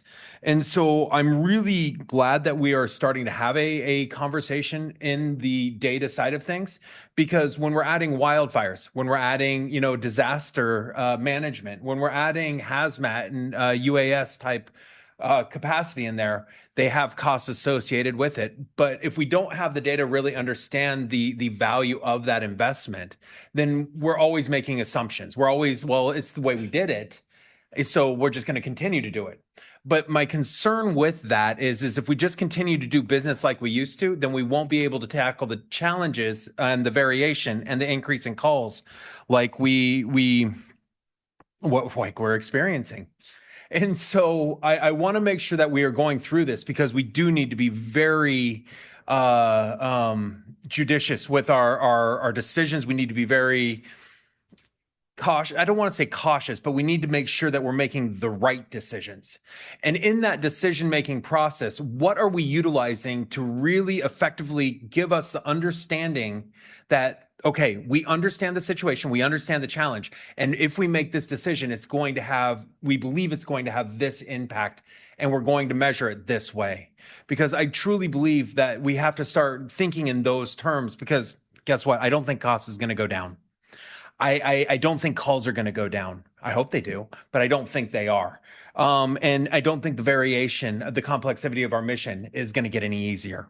And so I like the innovative thought process. That's why I often say, and I appreciate your approach to these challenges, is you're coming at it with a new perspective.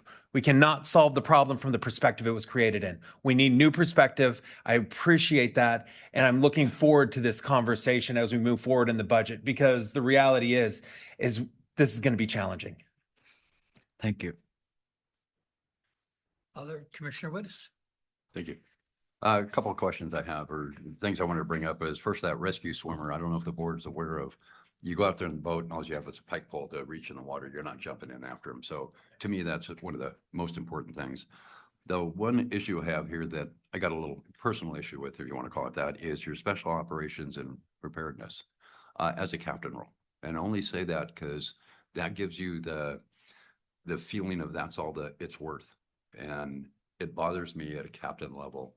And I go all the way back to when Bob Eastman became the first EMS captain in the office. We never had chiefs of EMS. And I don't want to go down that road again, that if this is a valuable thing, we need basically a chief officer, in my opinion, to run it. Just on the idea, you're going to go down to Seattle, you're going to go to the Coast Guard, you're going to go to places like that, and they're going to see a captain and they're going, well, that's the worth of their program. And that's how they look at it. So little pet peeve I have with you. Thank you. Other Commissioner Shan? Well, remember, you just forgot, put down the backfill station. Remember, we talked about many times. I don't want to take the credit. Commissioner Matter is the one who said, really looking for a existing place and shops or whatever to do that instead of building one and then 3 or 4 years the population center change and then we can just rent it out or leave it out. And remember, I have the movie, right? Mother Chuck and Speed, the 1971 movie, right? How about private ambulance know exactly where the accidents will happen and they stay in there and trying to get it. So I was saying the movie again. So to look at that, I mean, seriously, okay, of course you guys are laughing, right? You forgot to put down the motorcycle medic. And someone mentioned that, remember in Edmonds? The guy could talk about that. So even he listened to me. Yes, So you should listen to me. Yes, thank you. And actually, I mean, we're going to look at all that, what existing structures. We're brainstorming all the variable challenges. Let's see, right here, all these variable challenges. The team has been meeting and saying, how do we address these differently? How can we lower the cost and really do these differently? And I will tell you, some of the ideas that are coming up are very innovative, including what about existing buildings? All those things are coming up. Yeah. Well, I think in a sense, I don't know if people don't understand. That's the reason a city with one fire station, 2 fire stations cannot do that. And that's the whole idea of the regional fire authority, that we can have training and everything else to serve kind of chain, it's a system. It's not 1 station, 2 station. I think we need to emphasize on that. Yeah, for sure. Thank you. Well, I guess I appreciate the comments, but Chief, I guess I'm seeing here is more and more, and I know something about more and more, and more and more means also more and more expensive. So I wonder where does it end in terms of these various every new area you move into is going to cost money. And I'm sure you have somebody on staff that has a passion for every area, can defend every area, can talk about how we just desperately need that area. And, it'd be nice to do, but but are we prioritizing what we really need to do versus the nice things to do? So, I see, you mentioned, we're, one of the most important hazmat assets in Northwest Washington to the Canadian border. Do we need to be? I guess I differ with Commissioner Wittes. Rescue swimmers, do we really need rescue swimmers? Not sure that we do. But I'm confident that if we did have rescue swimmers, they would need a certain percentage increase in their base salary for their specialization as a rescue swimmer. Like so many of these, we now pay for all of these different specializations instead of paying for a firefighter. It's a firefighter and longevity, and they're a rescue swimmer, and they're hazmat, and and I got to pay a percentage. I don't know how we ever got to paying percentages for all the different things that you do, but that's the reality of what we do. So I'm just wondering, are there things that we cannot do in order to avoid the cost? But you might respond, well, that's not a metropolitan fire department, Commissioner Kenny. And I'm like, well, do we have to be? I mean, there's kind of a keeping up with the Joneses thing. It's like, well, we're this many fire stations, so we got to have all these things. We got to have all these chiefs to do all these things, and if they're not chief level, then it's not important enough because you got to be important. It's like, well, I guess I kind of ask, where does it end? Because it's all going to cost money, and it's only going to cost more. And every new subject area that you get into is going to cost you money. And I just wonder, and so I just wonder, where does it end? Because it's going to come down to dollars. Kind of like in our earlier discussion about the administrative salary survey, I just see dollars. Everybody wants to get paid more. It's like, well, the taxpayers got to pay that. So where's that coming from? And I know you mentioned, well, we're thinking about cheaper ways to do it. But as you expand the areas that you serve, all of that's going to be more expensive. So I just put that as a cautionary note because we seem to enjoy talking about all these new areas we're going to do and all the more things we want to have, but all of that costs money and all the people that do it cost money. And I'm kind of like wondering, well, where are we going to save some bucks along the way here? Because I'm not seeing much in the way of savings. I'm seeing expansion. And so I just offer that as a cautionary note because I'm not sure, how do we keep that up? I don't know. I don't know what the answer is, but I just did a little rain on that parade a little bit there, thinking about the money for all of this. Thank you. I appreciate that. And as I dry myself off a little bit, I think that's super fair. And I think I'm bringing these up as a dialogue with the board because, the board's going to choose the level of service we provide and we will respect that. I'm just looking to have the dialogue with it. And some of these, whether it be single role aid cars or squads, is the call volume's going up. How do we level off the cost rather than doing it the same old way to keep up with the call volume? How do we do it differently to try and level off those costs? But this is a mutual discussion with the board to get to where we want to, or you represent the taxpayers to the level of service that you believe we should provide. And so this is just opening it up. Fair. Yes, Commissioner Walkerman. And I know Mark had his hand raised. It went over there. no, But sorry, I didn't see yep, my question is the community's expectation on what we are responding to.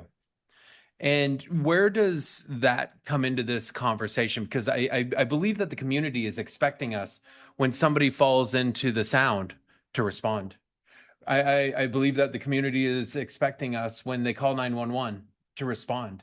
And so as these things are continually increasing in complexity, Where do we, how do we draw that line? And this is a question I don't know. Because the challenge is that being the community safety net in a lot of ways, it seems like the community is relying on us more and more and more. And I completely agree with what you're saying, and I appreciate the words of caution that you mentioned. It's just the challenge is I don't know when the community is expecting something but not wanting to pay for it. You know, this is where I don't understand, and I would appreciate that conversation in this, because if they're expecting us to do it, well, the expansion is going to have a cost associated with it. But if they're not wanting to pay for it, then how are they expecting us to do it? And so I don't know the answer to that. But I would appreciate kind of that, because I guess that's where I'm conflicted. Commissioner Lawrence, go ahead. Yeah, we'll get some kind of an answer this fall when they pass or fail the bond there.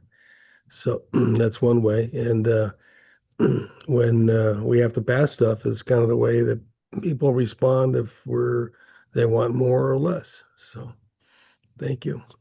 Thank you. Other comments, questions? Commissioner Wittes. Just have to, after the last two comments you guys had, because I agree with you both. And where is that? And I know in the years I've been here, you try and use that between a dollar amount. It'd be like us as a board going and say, we're going to stay at $1 per thousand and no benefit charge. And we're going to give that level of service versus $2 a thousand, which I think is way out where we shouldn't be. So it's somewhere in the middle of where we have to decide where should that be and what can we provide with that? Because we really don't want to tax too much, nor do we not want to collect enough to do a job. So that's just kind of my thought process. Any other comments, questions? Chief, anything else on this? No, thank you very much. Thank you, Chief. All right, that moves us forward in the agenda then. That was 14B. That takes us to committee updates, and we start with capital facilities. Commissioner Welcome. Yep. Well, we're having a meeting this coming next Monday. And so, looking forward to the continued conversation, looking forward to talking with Chief Curtis, seeing where we are in the land, in just the whole process. So, yeah, I'll give updates then. That sounds great. Finance and Human Resources, Commissioner Chan. Yeah, we're going to have a meeting on Tuesday. That's the only day that Joe, Chief, you go ahead, Chief. Yeah, I was looking at the calendar earlier, Commissioner Chan, and it looks like we have one scheduled for Thursday as well. Maybe Melissa. No, the Thursday. We're gonna change that. We're going to cancel that one. Cancel Okay. that one and just Then we'll go for for you. Tuesday. I'll coordinate with Ms. Blankenship, and we'll get that Yeah, scheduled. CFO will have something too, and we'll coordinate with you. All right. Sounds good. Thank you. Okay. Next up is intergovernmental with Commissioner Wittes. Well, evidently, we're having a meeting tomorrow to talk about a grant for a vote, but giving you a heads up. We did meet last week. One of the things the main thing we're discussing is like the annexations that are going on, Mill Creek, Everett, discussing Muckwateel, because we went down there, and just trying to get a handle on it. We haven't got anywhere yet, so we're meeting again tomorrow and seeing how close we can get to getting a handle on something. Thanks. Sounds good. And a vote. And a vote. All right. Snow 911, Commissioner Furno.